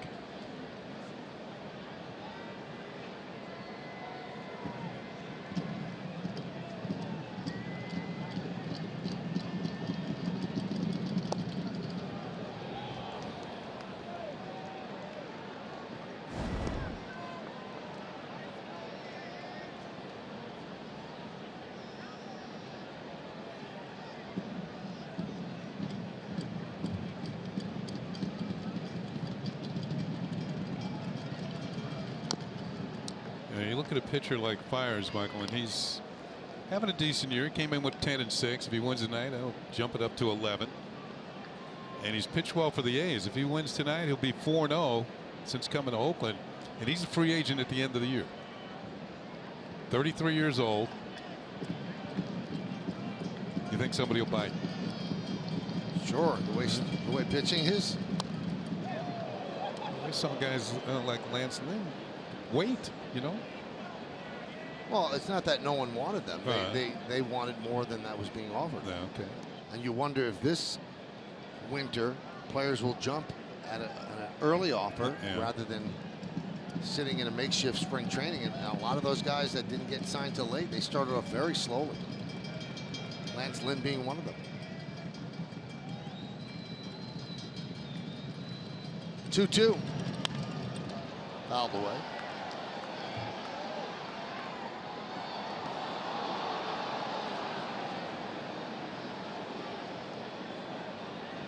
Right now, the Yankee magic number to clinch a playoff spot. No home field advantage, anything like that. A playoff spot is 14. The Red Sox number to clinch the American League East is now 13 after their dramatic come-from-behind victory today against the Atlanta Braves. And there's a strike.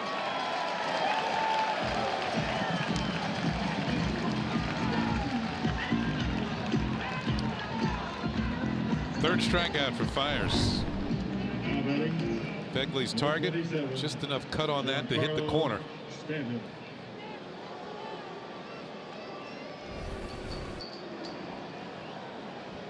Here's Fires against Stanton. A double and a long fly ball just to the right of center field. And a strike.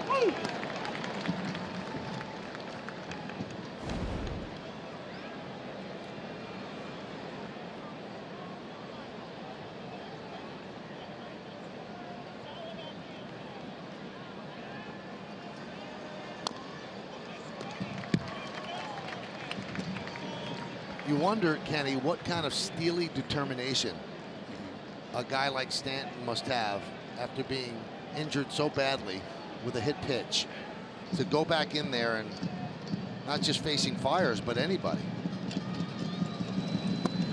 As he swings and misses, 2 away. I will tell you something, Michael. You make a good point, because every year going to spring training, you haven't had anybody throwing a baseball in your direction in a few months. And when you first step in the cage and you're facing, you know, when the pitchers are really throwing hard and you're facing your own pitchers and you know, in spring training drills, it takes a little courage to go out and get that outside pitch. Usually I'd say anything on the inner half I'm going to hit, anything out there you can have, because this is not a real game. But eventually you have to get that courage back when you start playing the exhibition games, because you're facing guys in different uniforms, different teams, and that's when your competitive nature really comes out. You know, you want to win now, so that's when your courage starts to build up. But you're right, I was never hitting a It's certainly not like Stanton was. You know, pitchers that come close, and you're laying on the ground, and you count your fingers and your toes before you get up, and you kind of shake it, but then you kind of get angry. You know, and that's where Stanton is with Fires. He's angry at it.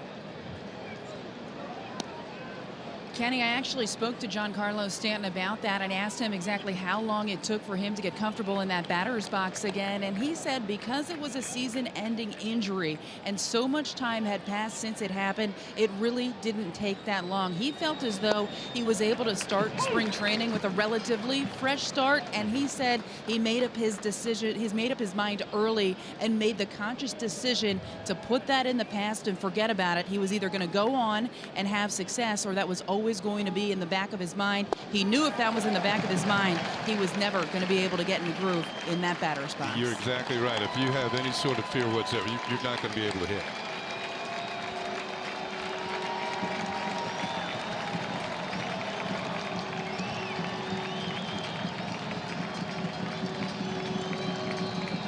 And the 3-2. Swing and a miss.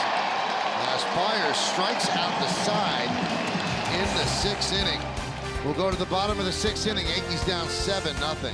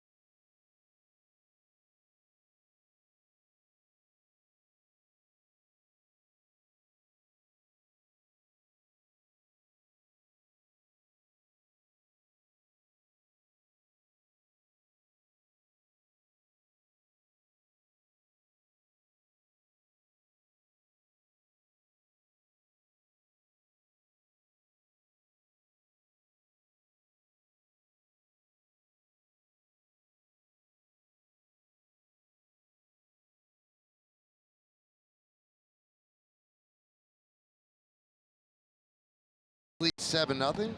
Luis Cessa in his 2nd inning of work faces Chad Pinder. There's a strike. Luis Severino got the start for the Yankees. Shortest outing of the year. Pulled after 2 2/3 innings. Didn't have much of a connection with Gary Sanchez in the 1st inning.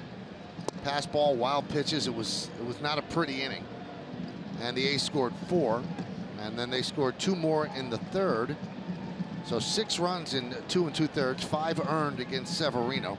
Didn't appear he had much of a connection with him after that inning was over either. No. As far as communication on the bench.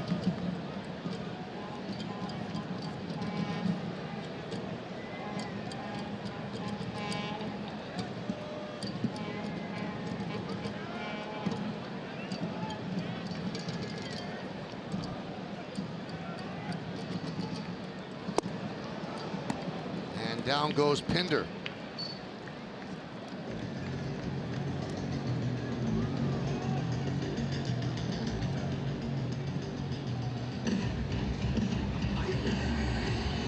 Now batting the catcher, number 19, Begley. And here's Josh Begley.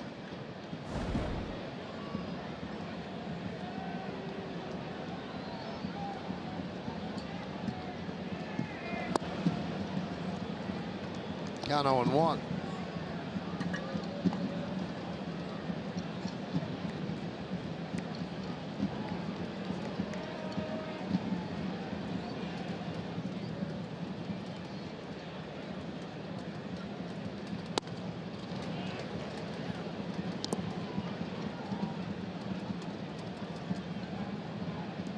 seen Sessa in spot start roles.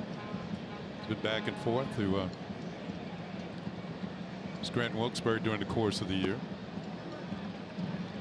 His best start was the one he made in Baltimore, second game of a doubleheader. I believe the Yankees had lost the first game, and he pitched well enough to win the second one.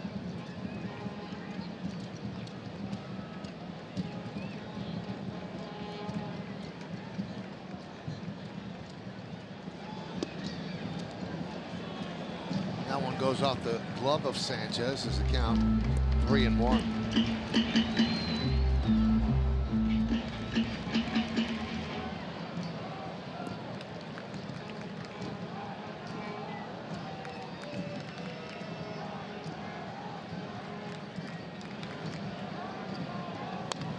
Foul back to the screen, 3-2. After the game, the Yankees will head to Seattle and then on Friday begin a 3-game set against the Seattle Mariners. Yeah, that second game of the doubleheader was July 9th at Baltimore, and Sessa got the win. Game the Yankees won 10-2.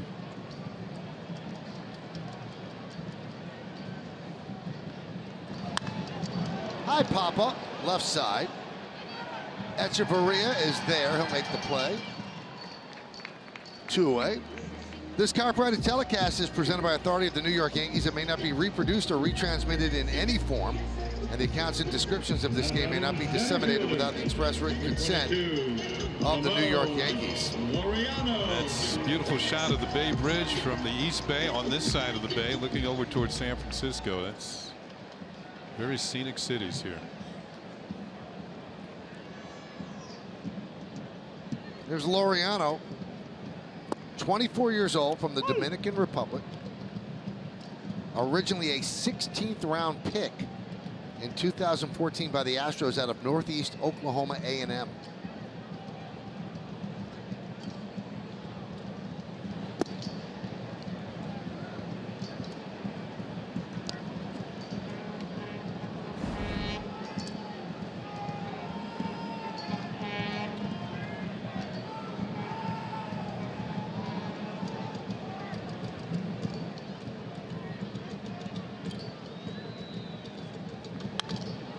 Popped up behind the plate. Sanchez gives it a look, but it's in the seat.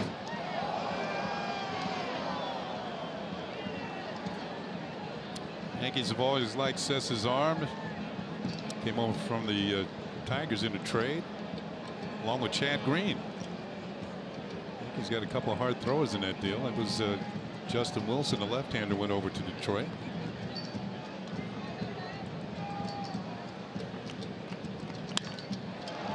Driven into right center field. On the run is Hicks. He can't get there. It's one hop off the wall. Laureano will stop right there with a 2-out double.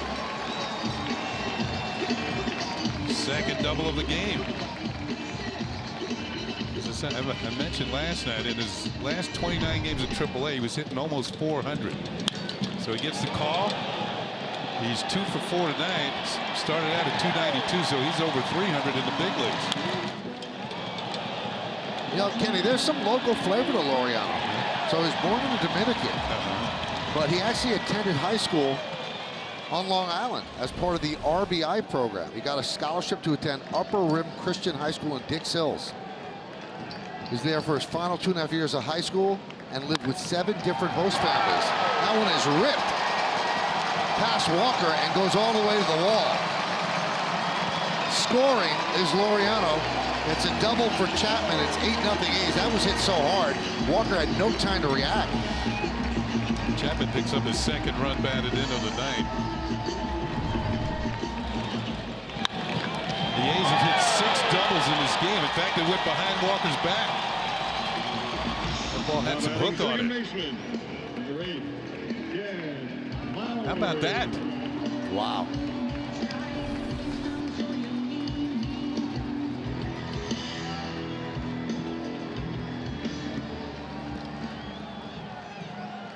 And it's been all A's tonight. That's Chapman's 35th double. Here's Lowry, runner at second, 2 outs. Fly ball left field. Gardner is there, just back a bit, now toward the line, makes the play, and that'll do it. couple of two-out doubles. One by Laureano, then by Chapman. And the A's are up in front, 8-0 on what's a beautiful night in the Bay.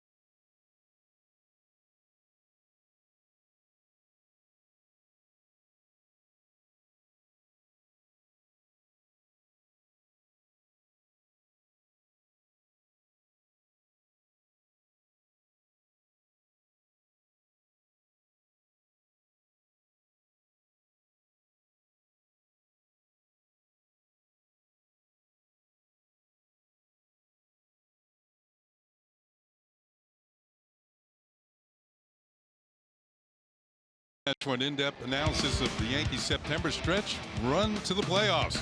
Let's get all the football talk in advance of the NFL season openers.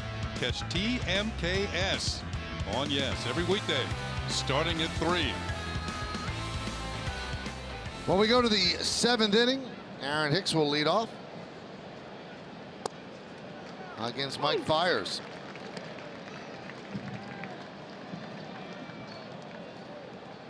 Cadillac scoreboard, 8-0 A's. You've been talking football all along here for the last few weeks. Starts tomorrow. First game. For some reason, I don't really get into it until playoffs are done. Baseball. Weather starts getting colder. Then I tell myself, well, I'm not going to the game. It's too cold. I'll watch it on TV.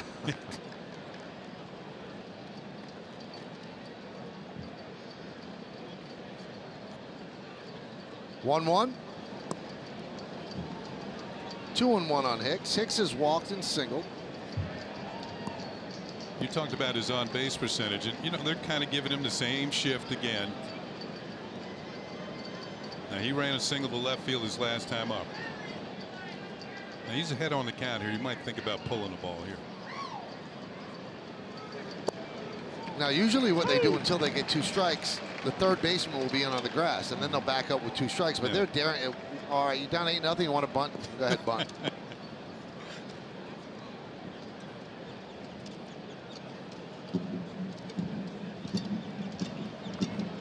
That is Chapman.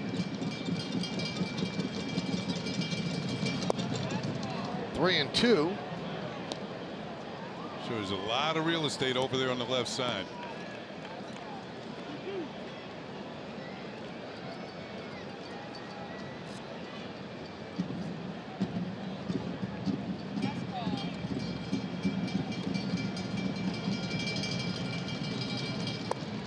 And he works a walk.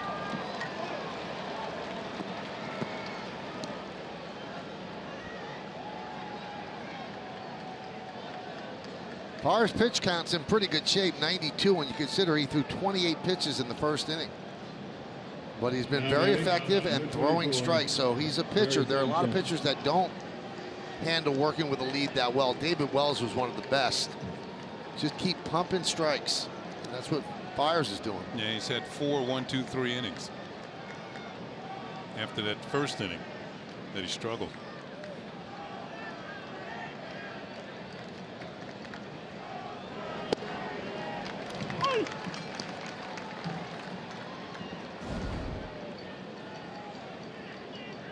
The 3 walks for Fiers tonight matches his total from his first 5 starts with Oakland. He's a strike thrower.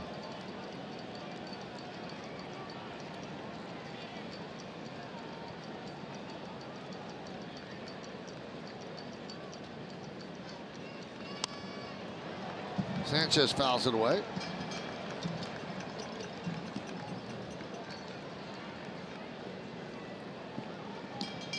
Yusmeiro Petit is up in the bullpen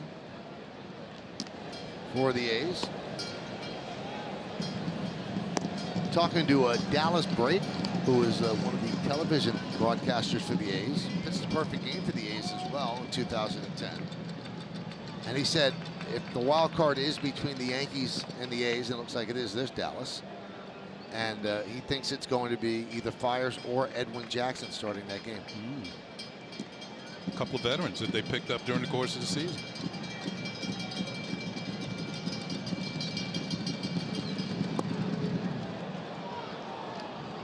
One and two. A lot of times they use Braden, there's Edwin Jackson, down on the field during a broadcast. Almost like what football broadcasts do now. Sideline reporter? Yeah, but he's he's like one of the 3 announcers, so it's not just like, let's go down to Dallas Braden. Okay. He's ringing in with what he's seeing from field level. But today he's in the booth. I couldn't grow a beard like that, Kenny, nor would I want to. If I did, it'd be one of those beards you take to dinner, a lot of salt and pepper. Yeah. And a lot of my dinner would be in that beard.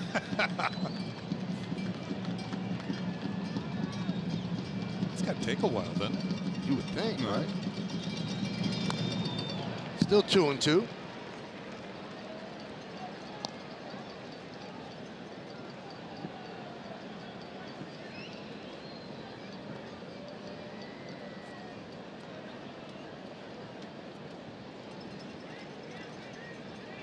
Fiers is from Pompano Beach, Florida. And a 22nd round pick in 2009 by Milwaukee. Out of a college in Fort Lauderdale, Nova Southeastern University. And on that team, he was teammates with J.D. Martinez. Pompano Beach, the Texas Rangers used to train there years ago.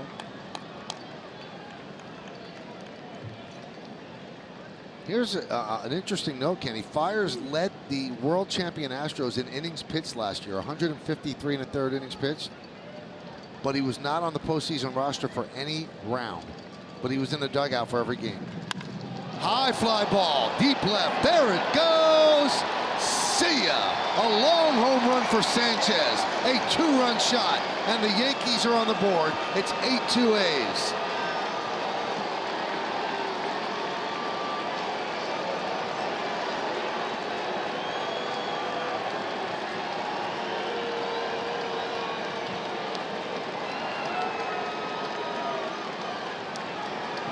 That's number 15 on the year, and it's going to chase Fiers out of the game. There was no doubt about that one.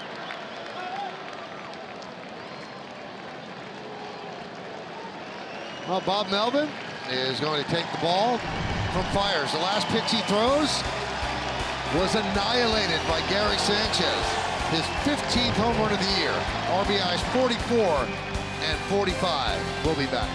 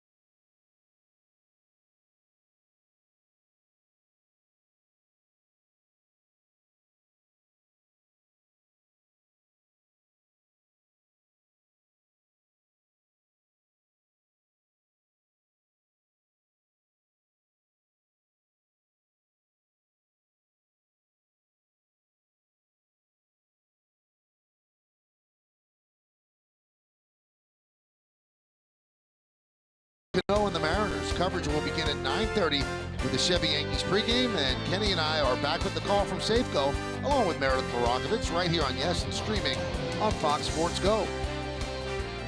Those are the matchups. Tanaka against Paxton, Lynn against Hernandez, Sabathia against Ramirez. Yusmeiro Petit deals low to Voit. Former Giant.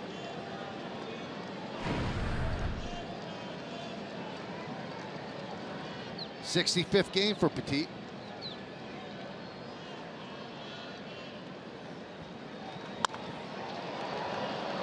Fly ball left field. Voit angry with himself, threw down the bat because he thought he missed it. Yeah, he did. It was off the end of the bat. He didn't get the good wood, but he had a good swing. Just not quite there. I mean, there's a sweet spot on the bat.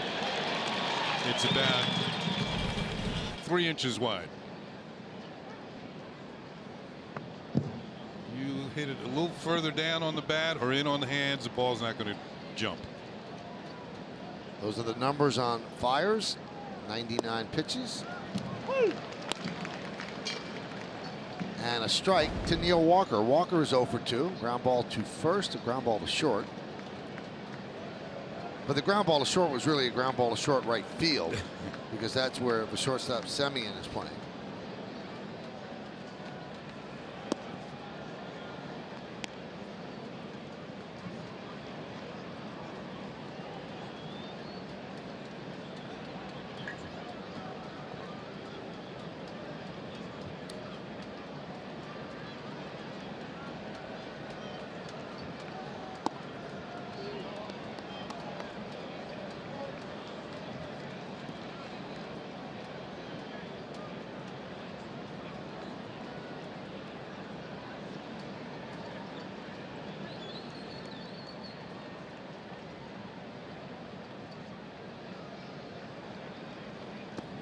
Three and one.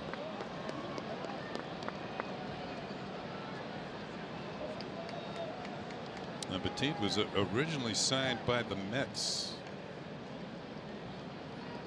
from Venezuela, and then went to Florida, Arizona. As I mentioned, San Francisco, Washington, the Angels, and now the A's. That one is lined over the head of Semien into right field. A base hit for Walker. Also part of the 2014 San Francisco Giants championship team.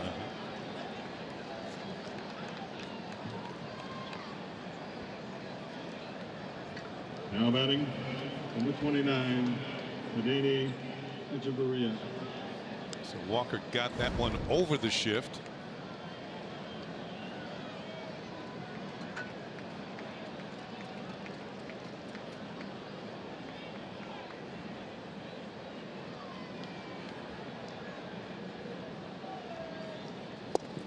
Big swing by Echeverria.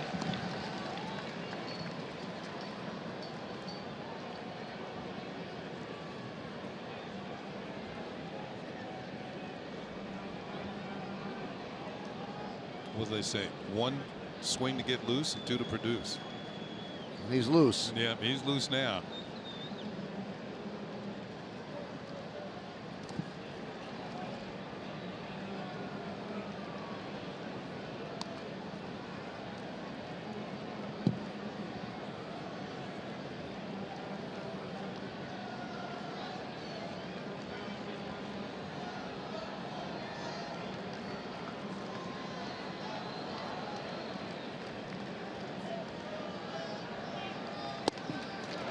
He is not getting cheated.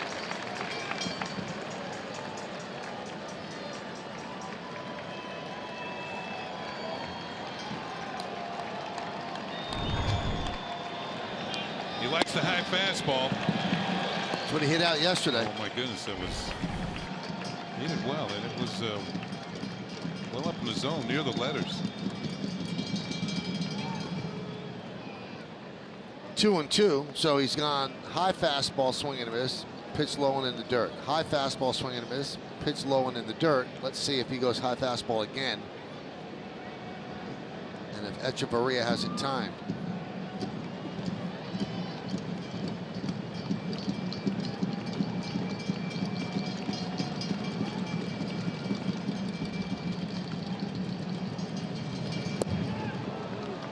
No, low and away. Just missed 3-2. You see Petit to count now 3 balls and 2 strikes. Back in 2014 with the Giants, he went 70 consecutive batters without getting to a 3-ball count. So he too is a strike throw. Foul back and out of play.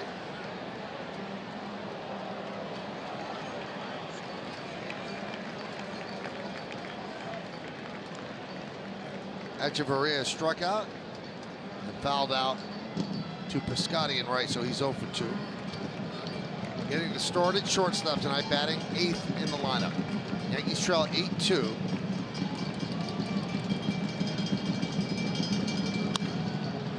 Fly ball shallow right. Piscotty on the run, coming on, and he makes the play. Good play by Piscotty, covered a lot of ground.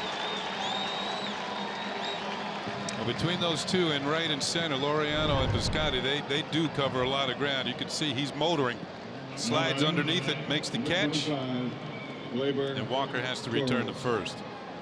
There's the concentration. Decides about right here, I have to leave my feet. Maybe he didn't have to, but he makes the play. Here's Gleyber Torres, who was 0 for 2.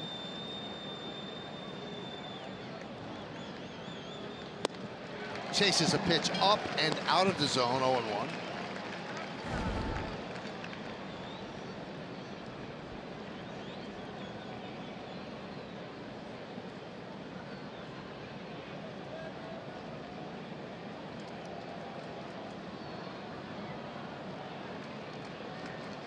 Petit deals. 0-2. Walker's on first with 2 outs. 2 runs in this inning on the Sanchez home run, which traveled 424 feet with an exit velo of 110 miles per hour.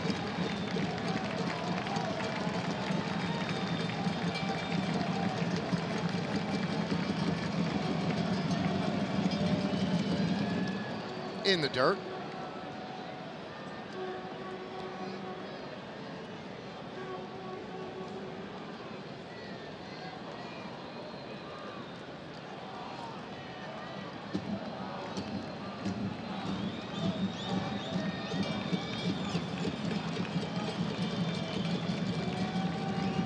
And the pitch. Popped up right side. Lowry is there to make the play, and that'll do it. Yankees get on the board. 2 runs, 2 hits, and 1 man left. Torres makes the final out. It's time for the 7th inning stretch.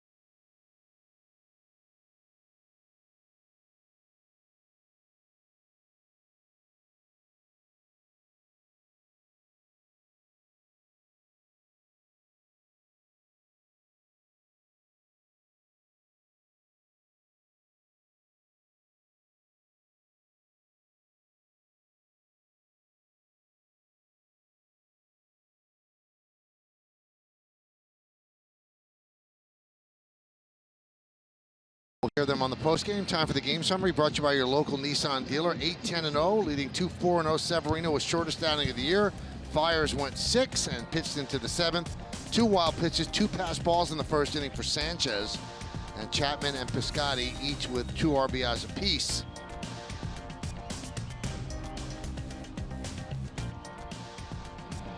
Well, they're getting ready for the Hall of Fame race. Tyler Wade has taken over in right field for the Yankees.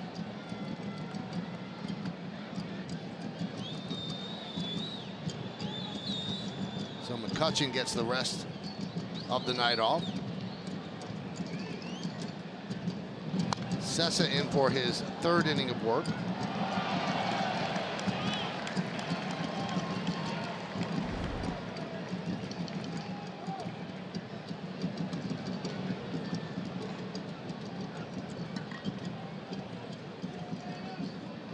Cadillac scoreboard, 8-2 A's. Strike 3 as Davis is down looking. Attention please, attention change for New York. Now playing right field, replacing number 12. Sessa picked up his 2nd strikeout. It's Chris Davis looking. Baseman. Matt Olson.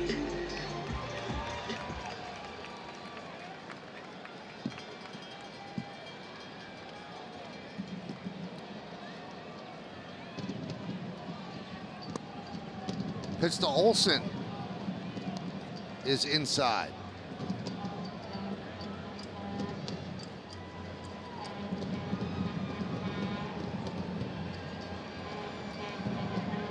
Obviously a big point of discussion after this game, and I'm sure Meredith will ask the questions in the clubhouse afterward, and you'll hear it on the post game. Gary Sanchez catching in the 1st inning. The pass balls and the wild pitches obviously are huge concerns,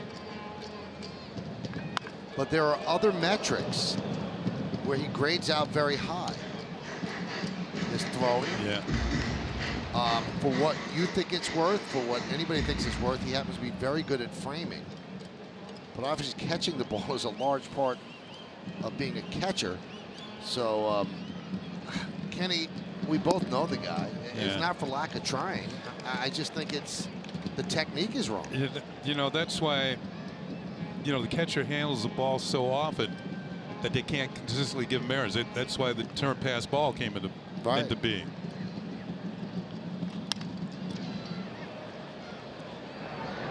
But a pass ball is effectively an error by the catcher. It's exactly what it is. And this is what we're talking about, what happened in the 1st inning. This is Severino on the mound. And Sanchez having all kinds of problems catching his stuff. Now we all know Severino is one of the hardest throwers in the league. Meanwhile, there's A's on the bases and A's scoring runs. Now, 2 pass balls, 2 wild pitches, all 4 could have been pass balls. And what I see with him, Kenny, his difficulty with a lot of the pass balls is if he's set up on the outside corner and the pitcher misses by the width of the plate, he can't get over it. He has, rather than moving the body, his arm comes around real quick. And you know, Roger Clemens, when he was with the Yankees, used to call that windshield wiper catching. And I mean, the Yankees have obviously worked tirelessly on it, and but they think that the things we said are positives. You know, the throwing and the framing, and obviously the hitting. And the hitting, outweigh the difficulties he's having.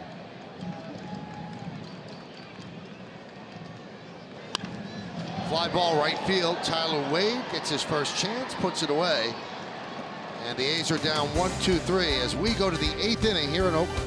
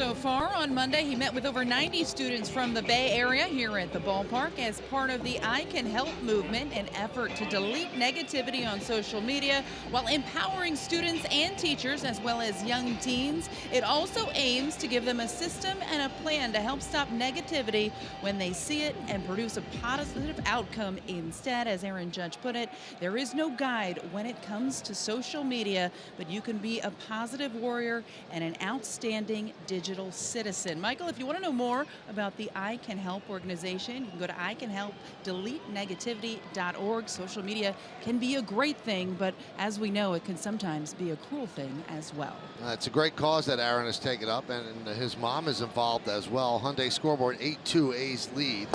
And his mom has kept a very low profile with Aaron kind of exploding into the nation's consciousness, but she feels that this is so important that she's kind of center stage. She's an educator, and she's a big part of this as well. Lou Trevino takes over.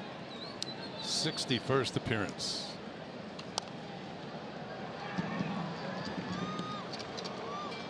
Quickly 0-2 on Gardner. Gardner's 0 for 3 tonight.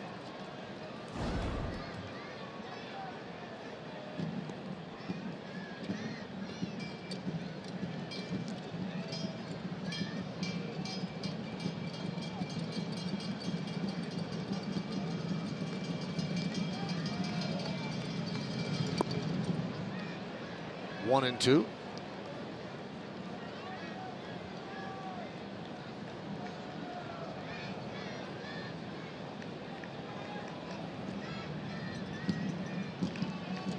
Trevino and Trinan were the building blocks of the bullpen that the A's have assembled. And once they got Trinan as the closer, and they knew that he could do the job, then Bob Melvin worked from the 9th inning back. And early in the year, Trevino was used multiple innings several times. So was Trinan. There were times that you'd see the bullpen work 4 innings, and each of them had 2 innings apiece. But now they've added pieces that they don't have to really push them that much. And one thing that Melvin is kind of struggling with, and we saw last night, Kenny, how exactly do you use Familia? Because there's sometimes he could be lights out, and sometimes he could just implode on the mound, which is kind of what he did yesterday. And they picked up Fernando Rodney. There's Familia, and just to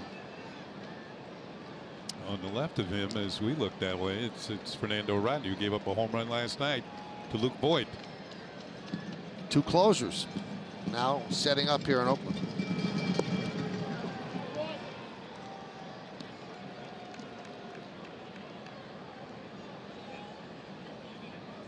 And the A's feel that if they get into the postseason, and the first game would be the wild card unless they catch the Astros, they just need 4 innings out of a starter. That's the way they're looking at it. They've got their bullpen set up that it can absorb 5 innings effectively.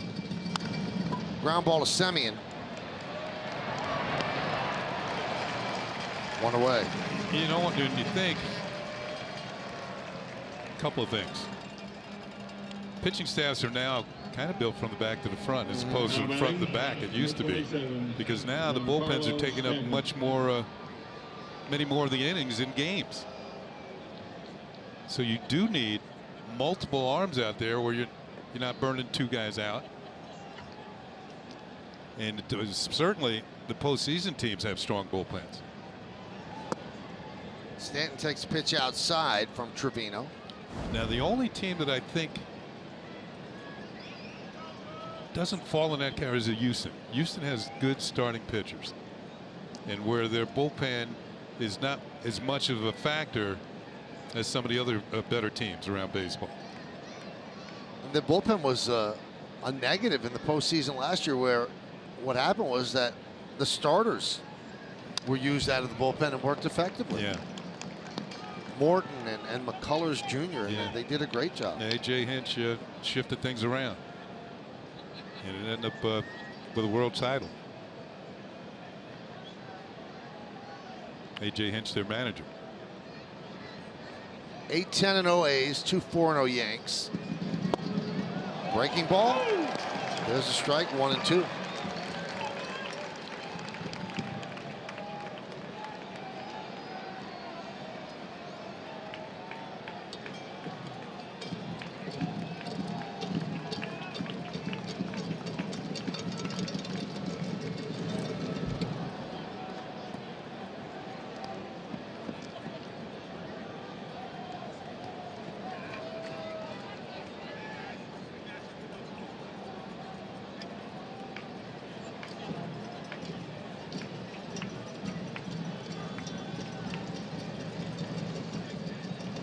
Swing and a miss. Stanton 1 for 4. The double in the first inning, then a fly ball to center and 2 strikeouts.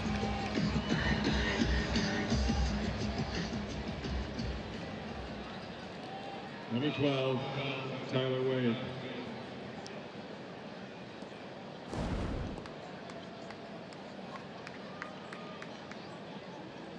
That one home run for Wade came in Baltimore. And of course, he got the silent treatment. It was his first major league homer. And there's a ground ball to second. Lowry guns down Wade for the final out of a 1-2-3 inning. We're going to go to the bottom of the 8th. It's 8-2 A's.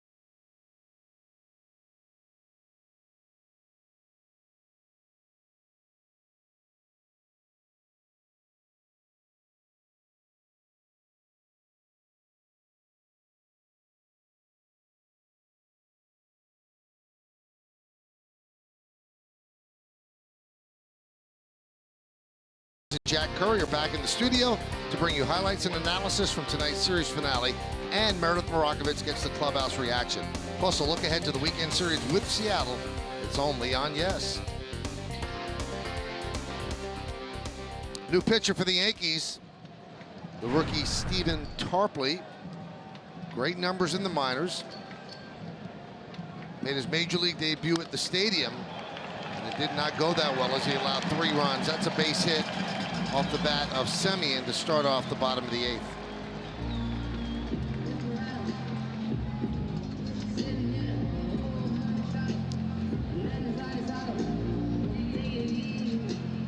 '11th hit for the A's. Yeah, I was going to say we're used to seeing Semien in the leadoff spot. He's been dropped down. It went with Laureano tonight. Hyundai scoreboard. It is 8-2 Athletics. And the pitch to Pinder is a strike.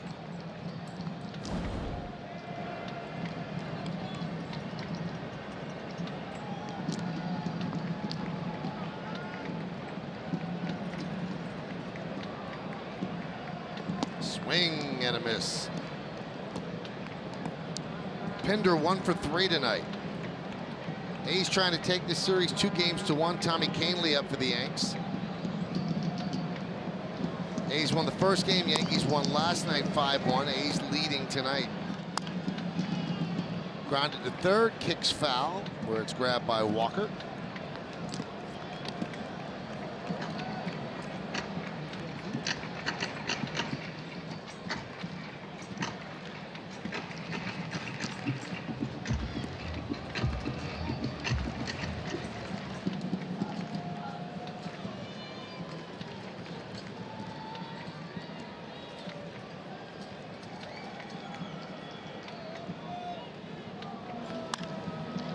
Fouled the other way, over the Yankee bullpen. You mentioned Tarpley's debut. 3 hits, 3 runs in 1 inning. He also walked a couple, had a strikeout. Had a good year in the minors. That's how you get up to the major leagues. Get that call up. AA and AAA. Trenton and Scranton Wilkes-Barre went 7-2 with a 1.94 ERA.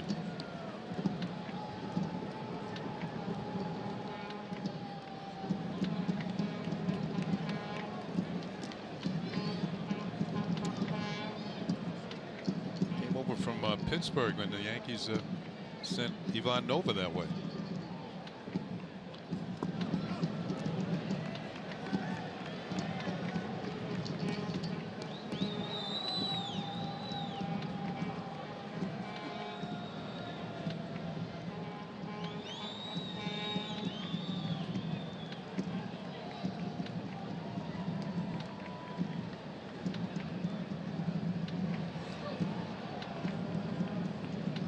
The 2-2. Did he hold up? No, he went around. So Pinder down on strikes.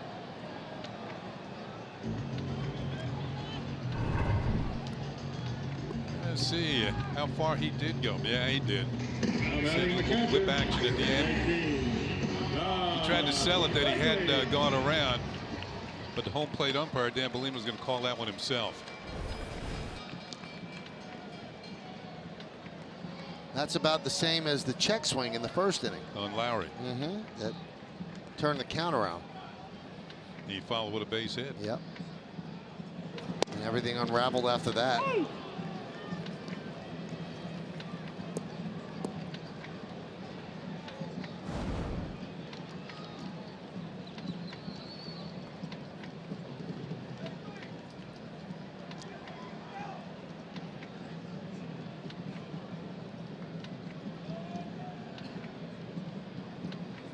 The 0-1 to Fegley. 0-2.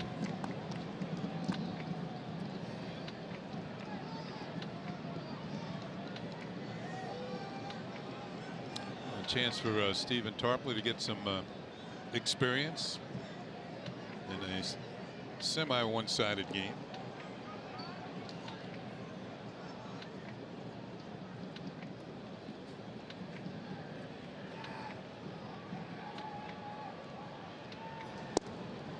Strike 3. Fegley down looking. Good curveball. And Aaron Boone will bring in Tommy Canely to face Laureano. So Boone takes the ball from Tarpley, and coming in is Canely.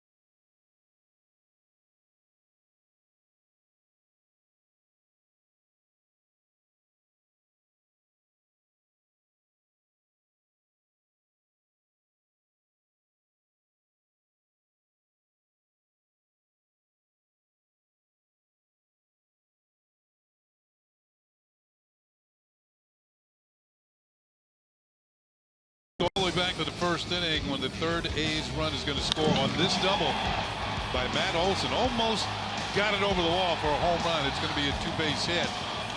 Scores Chris Davis. And that's our Land Rover drive of the game.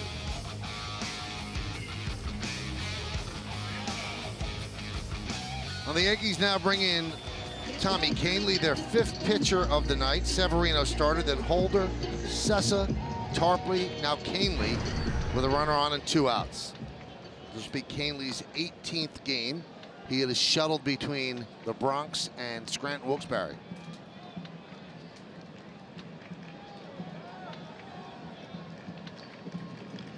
He'll face Laureano, who was 2 for 4, a couple of doubles, a couple of runs scored.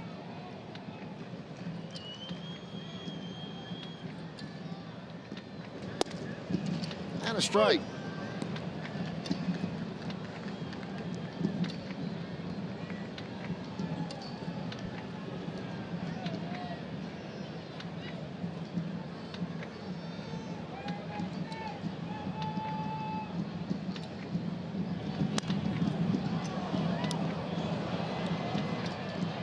That was 95 miles an hour, the fast pitch speed analytics, sponsored by Fios by Verizon. Oh, Kahnle warming up before he gives him a chance to face a hitter. Also, you take Tarpley out of the game with a good feeling after striking out the last 2 hitters. The 0-2. Swing and a miss. So Yankee pitching brings up 3 strikeouts here in the 8th. No runs to hit, no errors, and 1 man left on base. We're going to the 9th inning. 8-2 A's.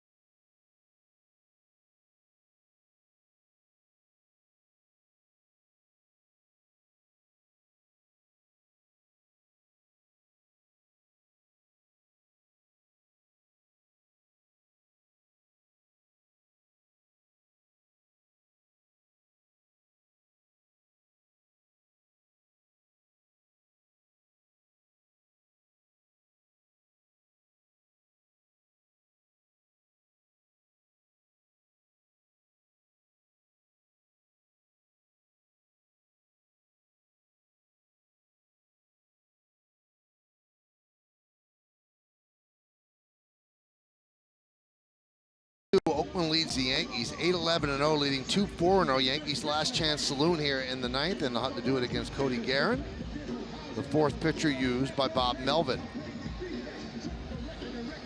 Just seemed like the Yankees never recovered from that first inning. That was a jarring first inning the way it went down. Four runs shouldn't end a game. But I don't know about you, Kenny. It just seemed like the inning had more impact than just the number of runs. The game literally got out of hand with Sanchez's inability to handle the pitching of Severino.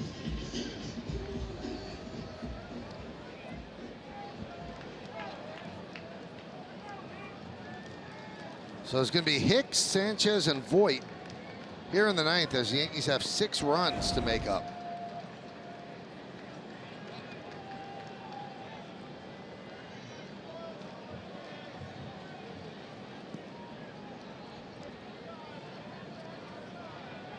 Hicks is 1 for 1 with 2 walks and scored one of the Yankees' 2 runs.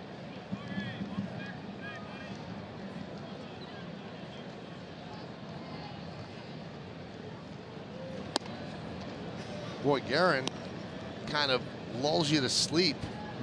Stays in the set a long time and then just furiously unleashes the pitch in a hurry.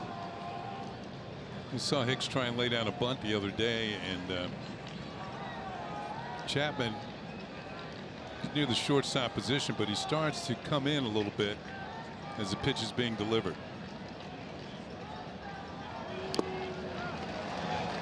And that was a changeup. Hicks is well out in front.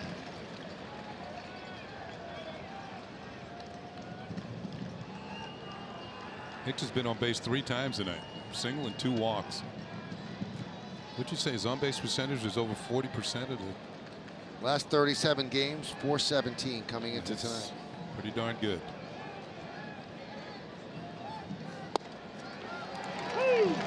One and two.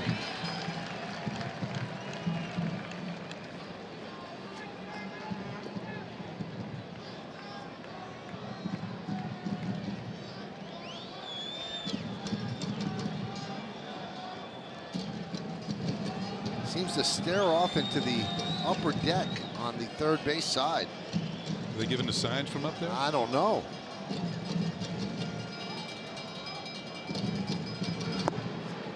Two and two.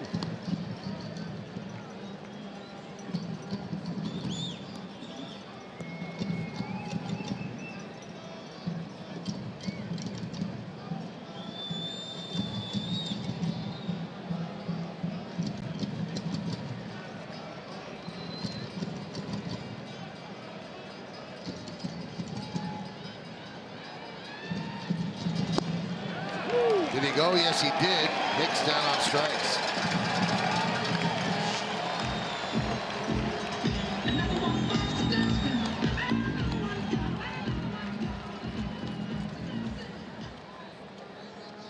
Now batting, number 24, Sanchez.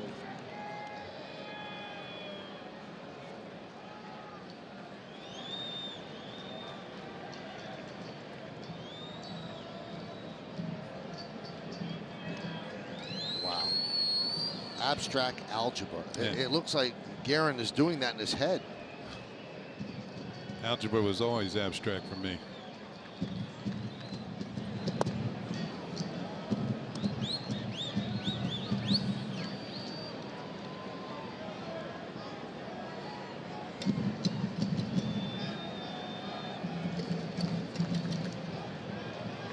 In fact, I didn't think I thought about it until I just saw that book for years.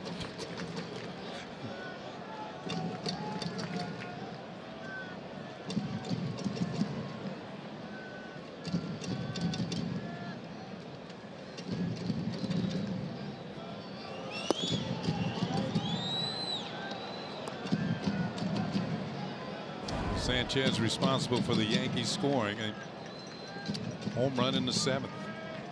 A long one at that.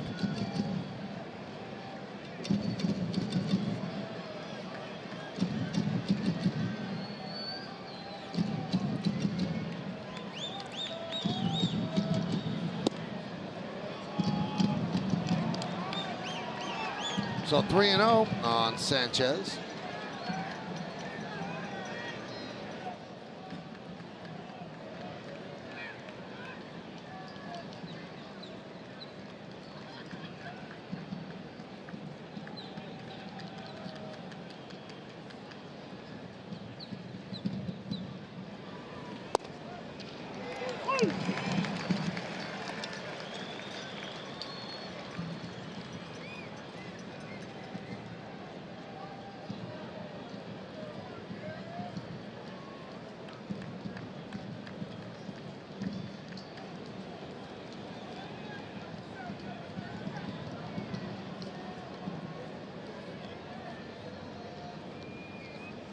And the 3-1. Goes off speed, 3-2. Boy, you're up 8-2 with a 3-1 count. In the old days, you could expect a fastball there. Yeah, you're right. The old days.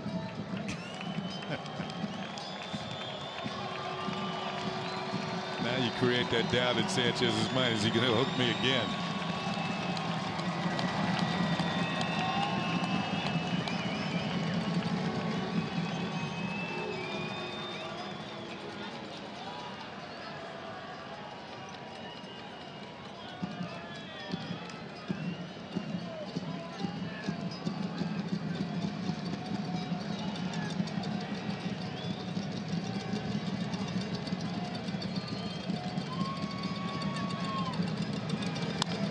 Grounded to third. Chapman with the pick. Nice play. That was not easy. No, it was not. Watch him come in on the run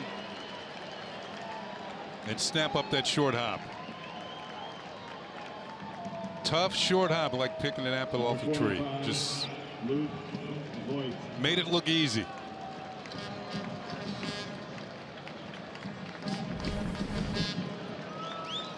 And that leaves it up to Luke Voit.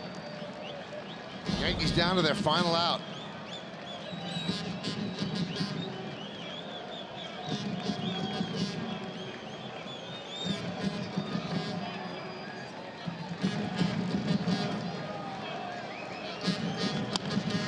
That one is looped into right field. Is going to dunk in for a base hit for Voit.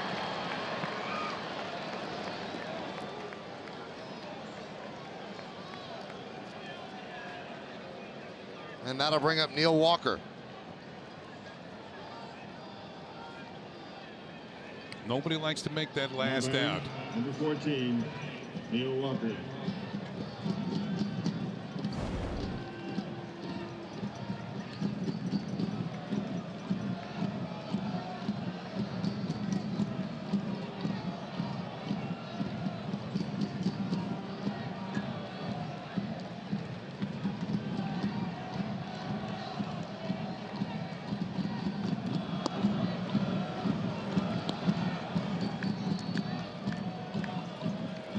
Greg Bird has come out on deck.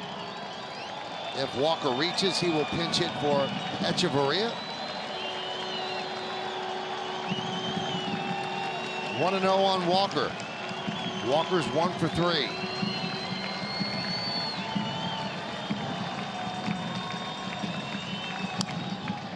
This should do it. Ground ball to Olsen. He'll take it himself. And the Yankees lose this one 8-2, and they lose this series 2-1 to the A's. So the A's now have closed to within 4 games in the loss column for home field advantage and the wild card. And this was not a pretty game, Kenny. No, right from the start, it got out of hand, and the A's put 4 on the board in the first inning. They were on their way to taking 2 out of 3 against the Yankees in this series. But Mike Fiers takes the win, and Severino, well, you expect to feel pretty good with him going into the game tonight, but he takes the loss. Well, we still have a lot to talk about. Then Bob and Jack and Meredith on the post-game show. Aaron Boone has a lot to think about. Yankees will travel to Seattle, but we'll stay right here. Come on.